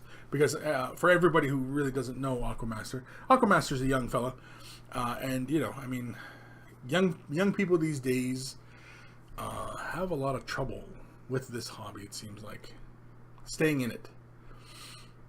The internet makes everybody all ADD, right? And Aqua, if you can stay with this, it is a great sign of character that you can stay with this, because people today are just freaking ridiculous. Ebb and Flow at Kris. Every black belt started off with a white belt. Exactly. Every black, that's perfect, right? Every black belt started off as a white belt. That's exactly it. Got to start somewhere. Every long journey has a beginning. Old Man Logan. Good. I wish I had gotten into this hobby at your age. Yeah, same here. Well, I was 13 when I got into this hobby. Aqua, I think, is a shade under that, I think. Aqua? Can't remember. You told me one time how old you are. You're just a young fella, anyway. And, like, the advantage that he has is that he's got the entire internet to draw his information and technique. He can progress. He will progress 100 times faster than I ever did. Because, well, anybody watching this show, you are progressing way faster than I ever did when I was a young guy. because there was no internet. This information wasn't readily available. You had to go scavenging and looking, and only in like it seemed like the UK, because I'm in North America. You had to like scavenge up this kind of information. Modeling and stuff like that was going on in Europe and stuff like that a lot longer than it was on the North American side of things, and so there was a lot of really fantastic painters and stuff like that coming out of Europe. And and of course you saw it too early on in like Golden Demons and stuff, like the European, like out of the UK and France, like the paint jobs that were coming out of there back in the day, like just mind-blowing. And they're still mind-blowing to this day compared to like some of the stuff you saw in the North American side of stuff, like Canadian and USA, and you saw like the paint jobs coming out of there. Not the same, different. Not to say that those paint jobs were bad or anything like that. They weren't. They were very good. They were very awesome. But a very, very different style. A very, very different aesthetic. European aesthetics were a lot more desaturated colors and color blends versus North American side, which is a lot more bolder use of color. And, very, very different. If you look at some of the pre-2000 type paint jobs and stuff, yeah. And even post-2000. But yeah. Very different. Old Man Logan. Great movie. Make sure to plan for a pee break. Yes, I said it. A pee break? Like, to break pee? Can you break pee? Can you just kind of karate chop it?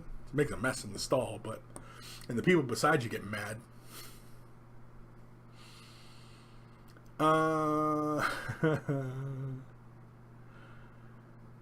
Aquamaster, I'm 12 in 6 days. Yeah, so Aquamaster's still a young fella. Mikey Egan, hey Chris, any suggestions to where to get inspiration on creating new Space Marine chapter colors? Have tried looking at color schemes on cars that I like and whatnot, but nothing drawing my attention. Yeah, that's kind of hard. Drawing your inspiration from, outside sources, right? Drawing from cars, awesome idea. Utility vehicles, things of that, ambulances, fire trucks, service vehicles, things of that nature. Movies, movie color schemes of stuff, not even necessarily sci-fi, but oftentimes it'll be from something sci-fi.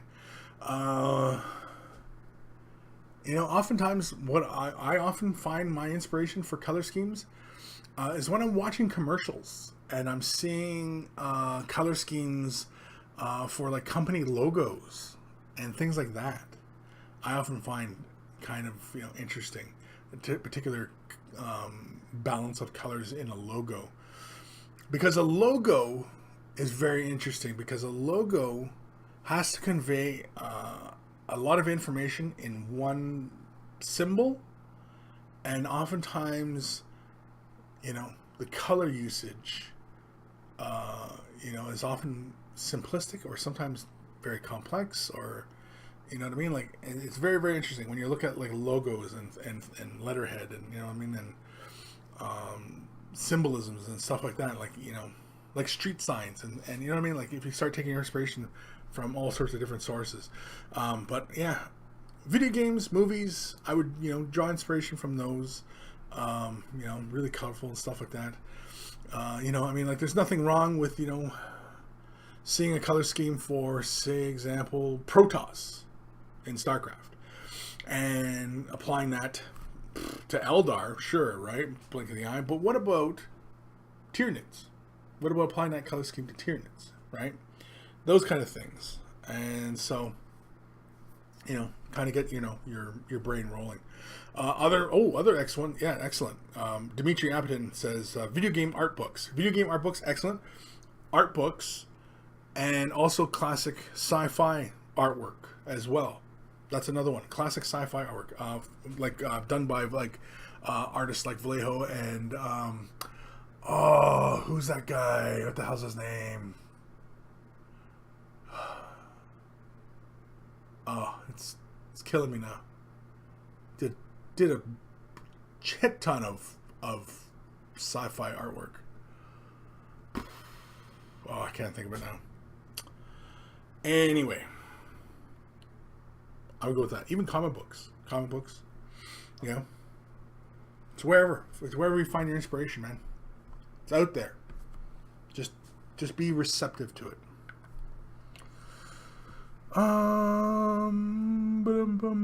Ram V, I want to post a model I've paint, but I suck. You guys seem so much better. That's not about that though, man. It's not about that. It's about showing your artwork, showing your piece, and saying, here's what I'm doing. Can I improve? And of course, I will offer some input. I'm sure the monkeys will offer input. You know, nobody's going to go, oh man, that is garbage. This isn't the place where that's going to happen. Very unlikely anyway. Unless, of course, somebody took a picture of garbage, like literally garbage.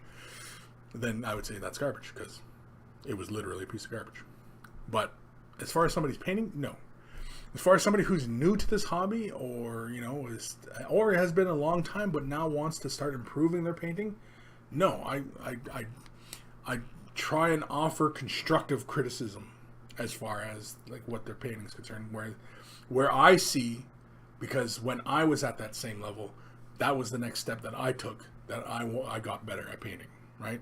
So oftentimes when you think that you're crap at painting, like, see, I've said this in many shows, I wish I had my old models so that I could show people this is where I started, and you'll see the crap that I painted, and you'll go, oh my God, well, I'm not that bad. You know what I mean? And, you know, and so it's a bit of a confidence booster for a lot of people because, you know, with the internet, people can progress so fast now.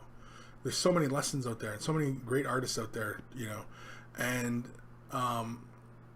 you know, people can just learn in the blink of an eye. It's just like, it's like the Matrix. We're just plugged right in and we're just, you know, I know Kung Fu. And, you know, it's really fantastic because when I was young, man, I mean, I had to scrounge for every bit of information I found. Scrounge. Like a kid in a junkyard, you know? Some days it was literally, no, it wasn't literally. Yeah, no. Anyway, Dark Commission. I'm a commission painter and I didn't know GW and the whole hobby existed 2 years ago. Exactly, you know? Yeah.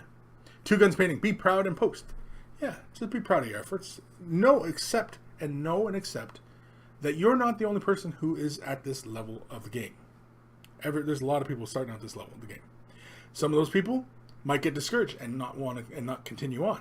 Whereas yourself, you might want to say, you know what? I do want to get a little bit better.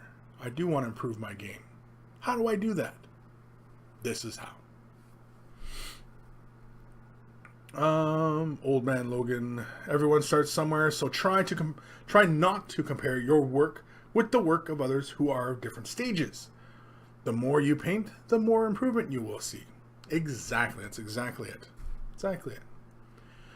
Inspirational Minis. Hi guys. Hi Kris. Did you already some emails? How are you today, Kris? I did. And I did read your email, Inspirational. So I already hit that. So I already hit that.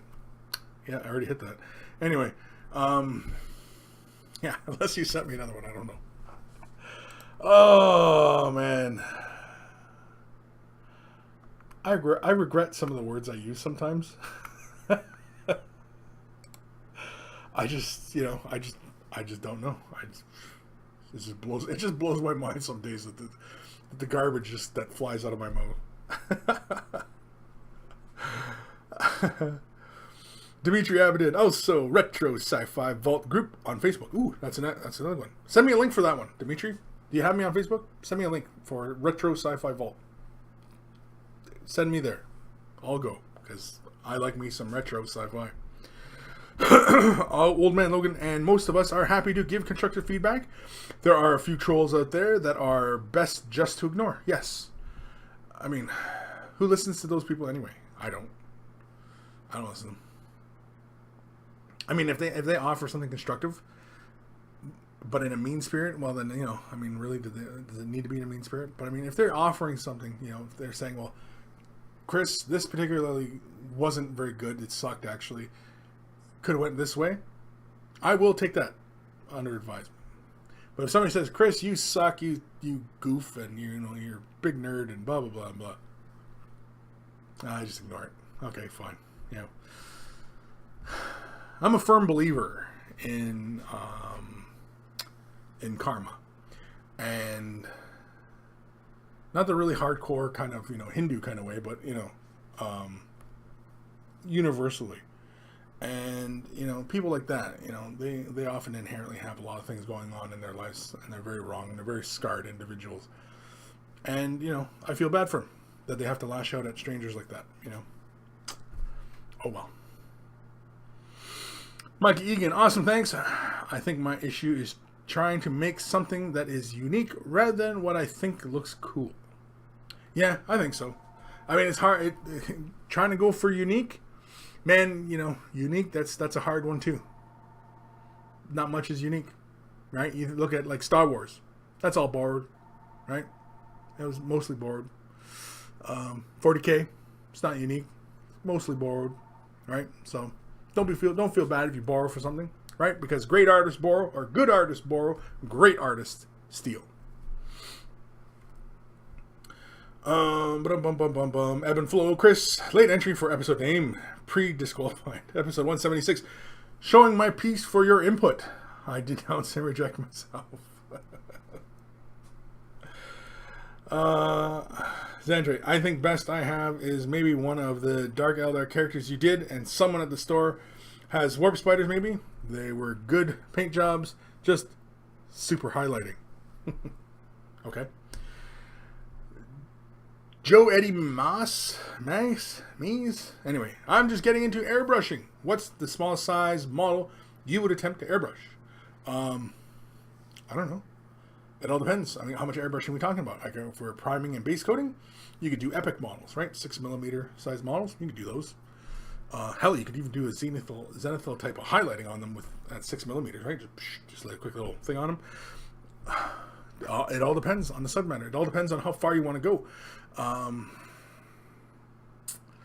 If you're looking to like airbrush, like a lot of large portions of the model, like I did my jet bikes and my riders, and I've done most of my guys by airbrush.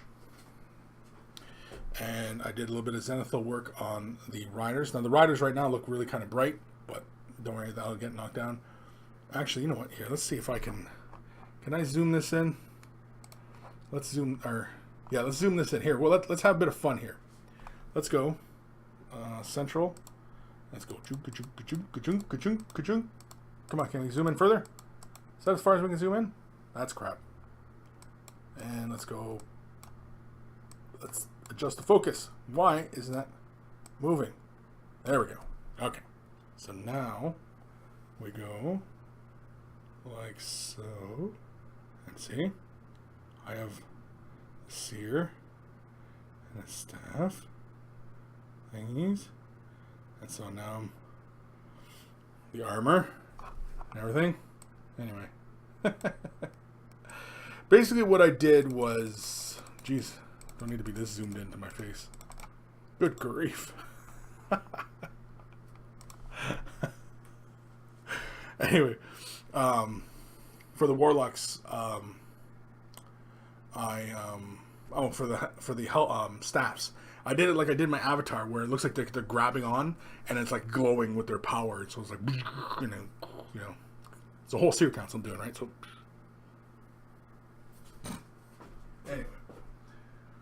anyway, but yeah, I did most of that by airbrush. So it all depends. All depends on your level of control, what you're doing, how much what you need to do. What kind of brush you're using. Using a really fine needle brush. I mean, I find that with my my Renegade Chrome, I can get a lot closer in, especially when I turn the PSI down and thin the paints out. Can do really fine areas, and so yeah, you can do quite a bit. But how small model? You can do pretty small models. To answer the question. Mad Cow Crazy. Feminists listen to everything as everything is personal attack on them. Whoa, what? Feminists listen to everything as everything is a personal attack on them. Okay, I don't think everything is a personal attack. I I think personal attacks are personal attacks on people. I mean, you know, it's a stereotype, you know, and you oftentimes, you know, you really don't want to fall into, you know, a lot of stereotypes. Now, mind you, some stereotypes, yes, can seem, you know, to prove themselves right at times, but more often than not, they're incorrect. So just bear that in mind, you know. Dark Commission, after Where the Brush chat discussion a few weeks ago regarding sci-fi book covers, can you add a section in Discord for posting covers and discussing novels and stories? Yeah, I could. I could do that in a moment. Let's see here. Okay, channel name is what? What are we calling it? Covers and novels? Novels and stories. Novels and stories. There we go. So novels and stories. Oops, that's not how you spell stories. Stories. Novels and stories. There we go. Yeah. Bang. There's a new channel. Novels and stories. There you go. Boom. Done. Happy? Are we happy now? We're happy. That's right. Who's my money? That's my money. Lazy monkey. Let's not open that can of worms, mad cow. That's a whole mess we don't need in the monkey pit. No, not really. Mad cow, pick up the damn phone, Chris. I'm not picking up the phone. I'm pretty sure I've never picked up the phone. Ever. And I've worked here 5 years, 6 years, 5 or 6 years, and I've never picked up that phone. Never. Because once you start down that slippery slope, forever will it dominate your actions. Oh, man. Bad Cut Crazy. Lazy Monkey. Saw an article on balls, and it triggered me that they even post that shit on their site. Why? What was the article? What was the article? Put it in the not for the week. Mad Cow, or Mad Cow, yeah, you're in the Discord, aren't you? You're on Discord, right? If Mad Cow, if you're not on Discord, the link is in the description below. Join us on Discord and put it in the section called Not for the Week, because that's where we have that's where we're supposed to be having our Not for the Week discussions, or topics, or anything. Of course, it ended up with picture. What was it? Was it Not for the Week that Matthew posted the damn picture of Quark in a thing? Where did you post that, Matthew? The damn picture of Quark in a skirt. God. I couldn't get to sleep last night. I just saw that whole freaking thing. Ugh, I can't even remember now. Anyway, Matthew Adami posted a picture of Quark in a skirt, because we got on the topic of Quark in a skirt. Somehow. I don't know. Again, that's what happens when you have a bunch of people hanging out all the time, talking all the time on Discord. But Discord has been fantastic. I love Discord. It's been great, and it's been a great way to stay in touch with you guys, and it's been fantastic. Basically, we just keep this whole craziness going all week. Anyway, where am I? Old Man Linguin. Is that a breakdancing Eldar? Oh, sorry, you were just holding him sideways. Oh, yeah, it's a breakdancing Eldar. Word to your mother. Mad Cow Crazy. Even the camera realized the heresy Eldar, so refused to focus on it, lest it be corrupted. Oh, man. Lazy Monkey. Yeah, I saw the stuff about that. Let's say I don't agree with them. I have far more rational view on things. But, yeah, okay, well, now you guys got to tell me what the article is. You guys got to send me the article. Where's the freaking article? Somebody, come on, please. Oh, Mad Cow, you already posted it. Okay. What is it? Feminist 40K admins respond. What? Yeah, I'm going to have to read that article.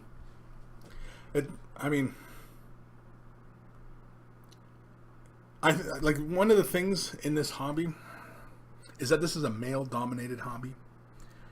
I have advocated for a long time that we need more female players, painters, people in this hobby. This hobby will explode. once it reaches that threshold of female consumers. And I mean, okay, because I've often pointed it out like this, okay? You ever go to a party? Now, I realize some of you guys probably don't party much, but I partied lots when I was a younger man. Parties, all guys, a lot of fun. Everybody gets pretty crazy, it's pretty fun. Have a good laugh. Party with some girls, a little bit more interesting. Parties that have lots of girls, really frickin' fun. And I'm saying frickin' fun. Okay? So having more girls in the party is better. Partying with girls is better. Now, if girls ain't your thing, well then, that's a different story. But me personally, I like parties with lots of girls. Even some girls. Sausage fests are alright, partying with the boys, sure, lots of fun. Wargaming, just the boys, lots of fun, geek right out. But ultimately, no, I mean, you need that other side. You need the other set of thoughts. Can't always be one set of thoughts, because then it becomes very skewed. Which I think it is. I think that's what it is. I think that's why a lot of wargamers tend to be very kind of skewed in their thinking. I'll leave it at that.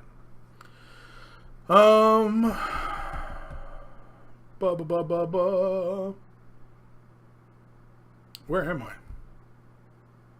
Inspiration. Oh, thanks, Kris. I'll watch it later. Now I'm painting my Fire Slayers in the Chaos Dwarf theme. And I'll do some OSL and Lava Axes for the first time. A little bit nervous, but horny to do as well. Wait, did I read that right? Did I read that right? A little bit nervous, but horny to do as well. Nervous and horny. Excellent, excellent, excellent. That's what I love to hear. Nervous and horny. Awesome. Oh, man. Johnny's Shop. Using someone else's ruler to measure your art will always leave you short. Yes. Inspiration Mini. Hi, Mad Cow Crazy, you little demon.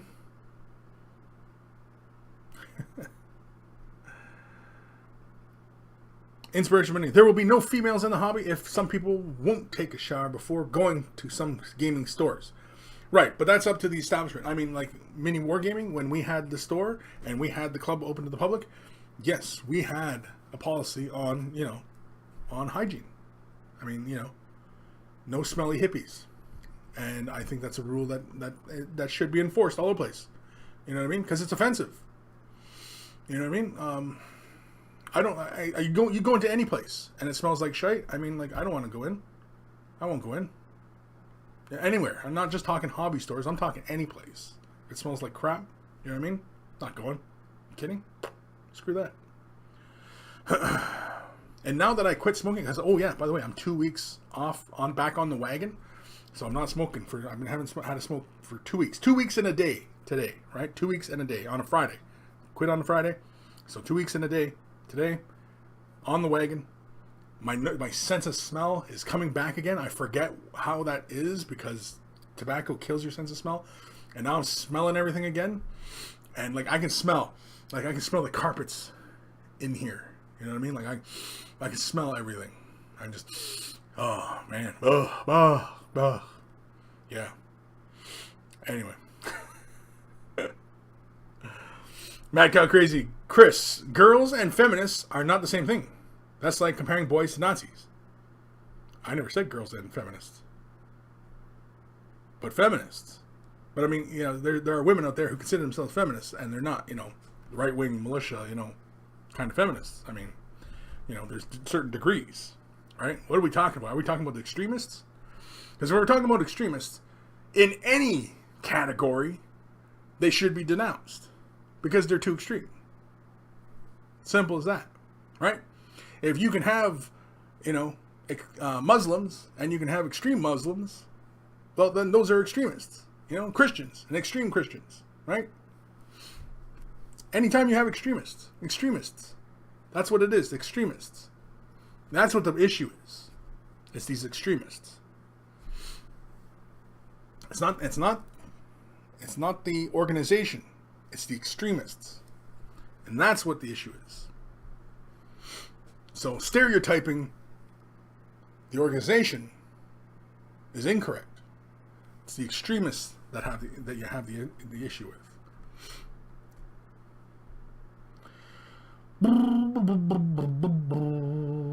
Back out crazy. We need more females in the hobby, but we don't need our feminists demanding everything caters to them. No, but who is? What feminists are demanding that? That's the first I'm hearing of it. Not that I'm really, not that I'm really a guy with the ear to the ground kind of thing, but I mean, yeah, that's the first I'm hearing of it. Harvey Savage, congratulations, Kris. Spelled my name wrong. Stay off those death sticks. Yeah, I know. Well, because this has been a big year for Kris, because Kris's health has got to get better, and I was on the wagon for a while, and then spring came and summer, and then I fell off the wagon. It was those damn beers. It was the beers, man. The beers. Oh, man, the beers. I'm getting thirsty just thinking about it. The beers. I can go for a beer right now, actually. Time we at? 2 o'clock. Holy crap. See you guys later. I'm going for a beer. You guys actually thought I left, didn't you? Anyway. Dark Commission. I quit smoking after 30 years now. I can tell what the flavor sweet candy I'm eating. Blindfold. Old Man Logan, there are male feminists too, Yeah, I know. I'm familiar. But they're extremists. That's what I'm talking about. These are extremists. And our issue is with extremists and extremism. Not the organization. The organization wasn't founded on extremism. Although to take it to certain heights, it probably had to rely at one point on extremists. But I mean, that's because they're often fighting a just fight. I mean, feminism came about because of inequality for women, right? Because women couldn't vote, women were disrespected, right? And, you had to push to get these equality. I mean, but yes, the extremists, they start taking it really far. But that's also the PC nature of culture right now in Western civilization. Because in the Muslim world, I don't think they're having the same issue. I don't think they are. In Middle Eastern countries, are they having this issue with civil rights and things like that nature? I don't know. I don't think so. Does that mean it's better? I don't know. I don't think so. I think anytime. See, I vote for freedom every time. I vote for freedom. And freedom's better. But freedom does cost. And yeah, sometimes things change. You got to adapt. You know what I mean? Your line of thinking has to change. Because you thought one thing yesterday, but that really was an injustice. Even though it was common, right? Imagine at one point when, black people couldn't drink from the same water fountain. Well, that was common. But that was injustice, right? Equality. Freedom. It applies to all.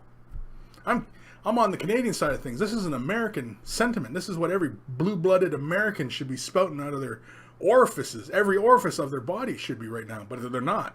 I don't know why. Got a madman at the helm. I'm shocked. I'm shocked that anybody's tolerating it. But who knows? Maybe we need more extremisms. Oh, man. Johnny Shop. My daughter stopped going to the hobby shop. She was being hit on to the extreme. Yeah, exactly. I mean, it happens. But I mean, that's what happens when you have a male-dominated thing, right? Imagine. It probably still goes on today. In the golf clubs, right?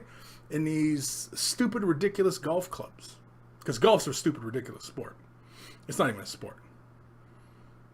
It's a social barrier. And, it's male-dominated. They don't want no women in there. Why?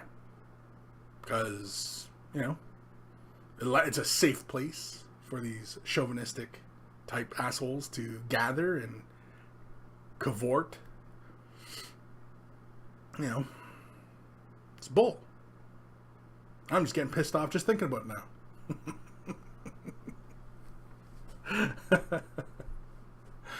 But, you know, that's what happens when you have these male-dominated type activities. And it needs to be more inclusive to stop that, to create an equal balance. Yeah, there's going to be an adjustment period, but too bad. Adjust. Adapt. Adapt and overcome. Because if you can't adapt, then you die. You go extinct. Good riddance. Have no use for anything that's extinct anyway. If you can't adapt, I got no use for you. You know, human race is moving forward. Right? Human race moves forward.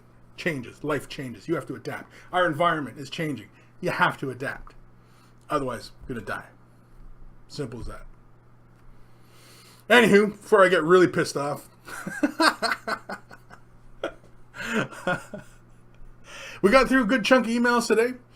If you have any questions, comments, you know, you want to show off what you're working on, maybe your commission paying service, and you want to drum up some extra exposure, write me, Kris at miniwargaming.com. It's in the description below. Of course, you can join me on Facebook. You can join the rest of us monkeys there. Carry on the conversation there. You can post whatever you want and, you know, ask questions. Of course, joining me on Discord has been a really fantastic. The link is in the description below. There's a whole bunch of us on Discord. And, of course, we often jump onto Discord after the show just to kind of, you know, talk and, you know, just talk. Because it's a voice program, right? So, although apparently it's got a video function, too. Apparently it sucks, though, but I don't know. I haven't seen the video function. Somebody was telling me, I think Aqua was telling me about the video function. And, yeah, so, there is a video function. Oh, Way the Brush t-shirts. Hold on. Here we go. Way of the Brush. Maybe the next one I have to, maybe the next intro, because apparently my intro is old and I need to change the intro. Maybe the next intro should have, like, church music. Like, oh, you know. I don't know. George Hintz, better pissed off than on. You know? Words of the wise.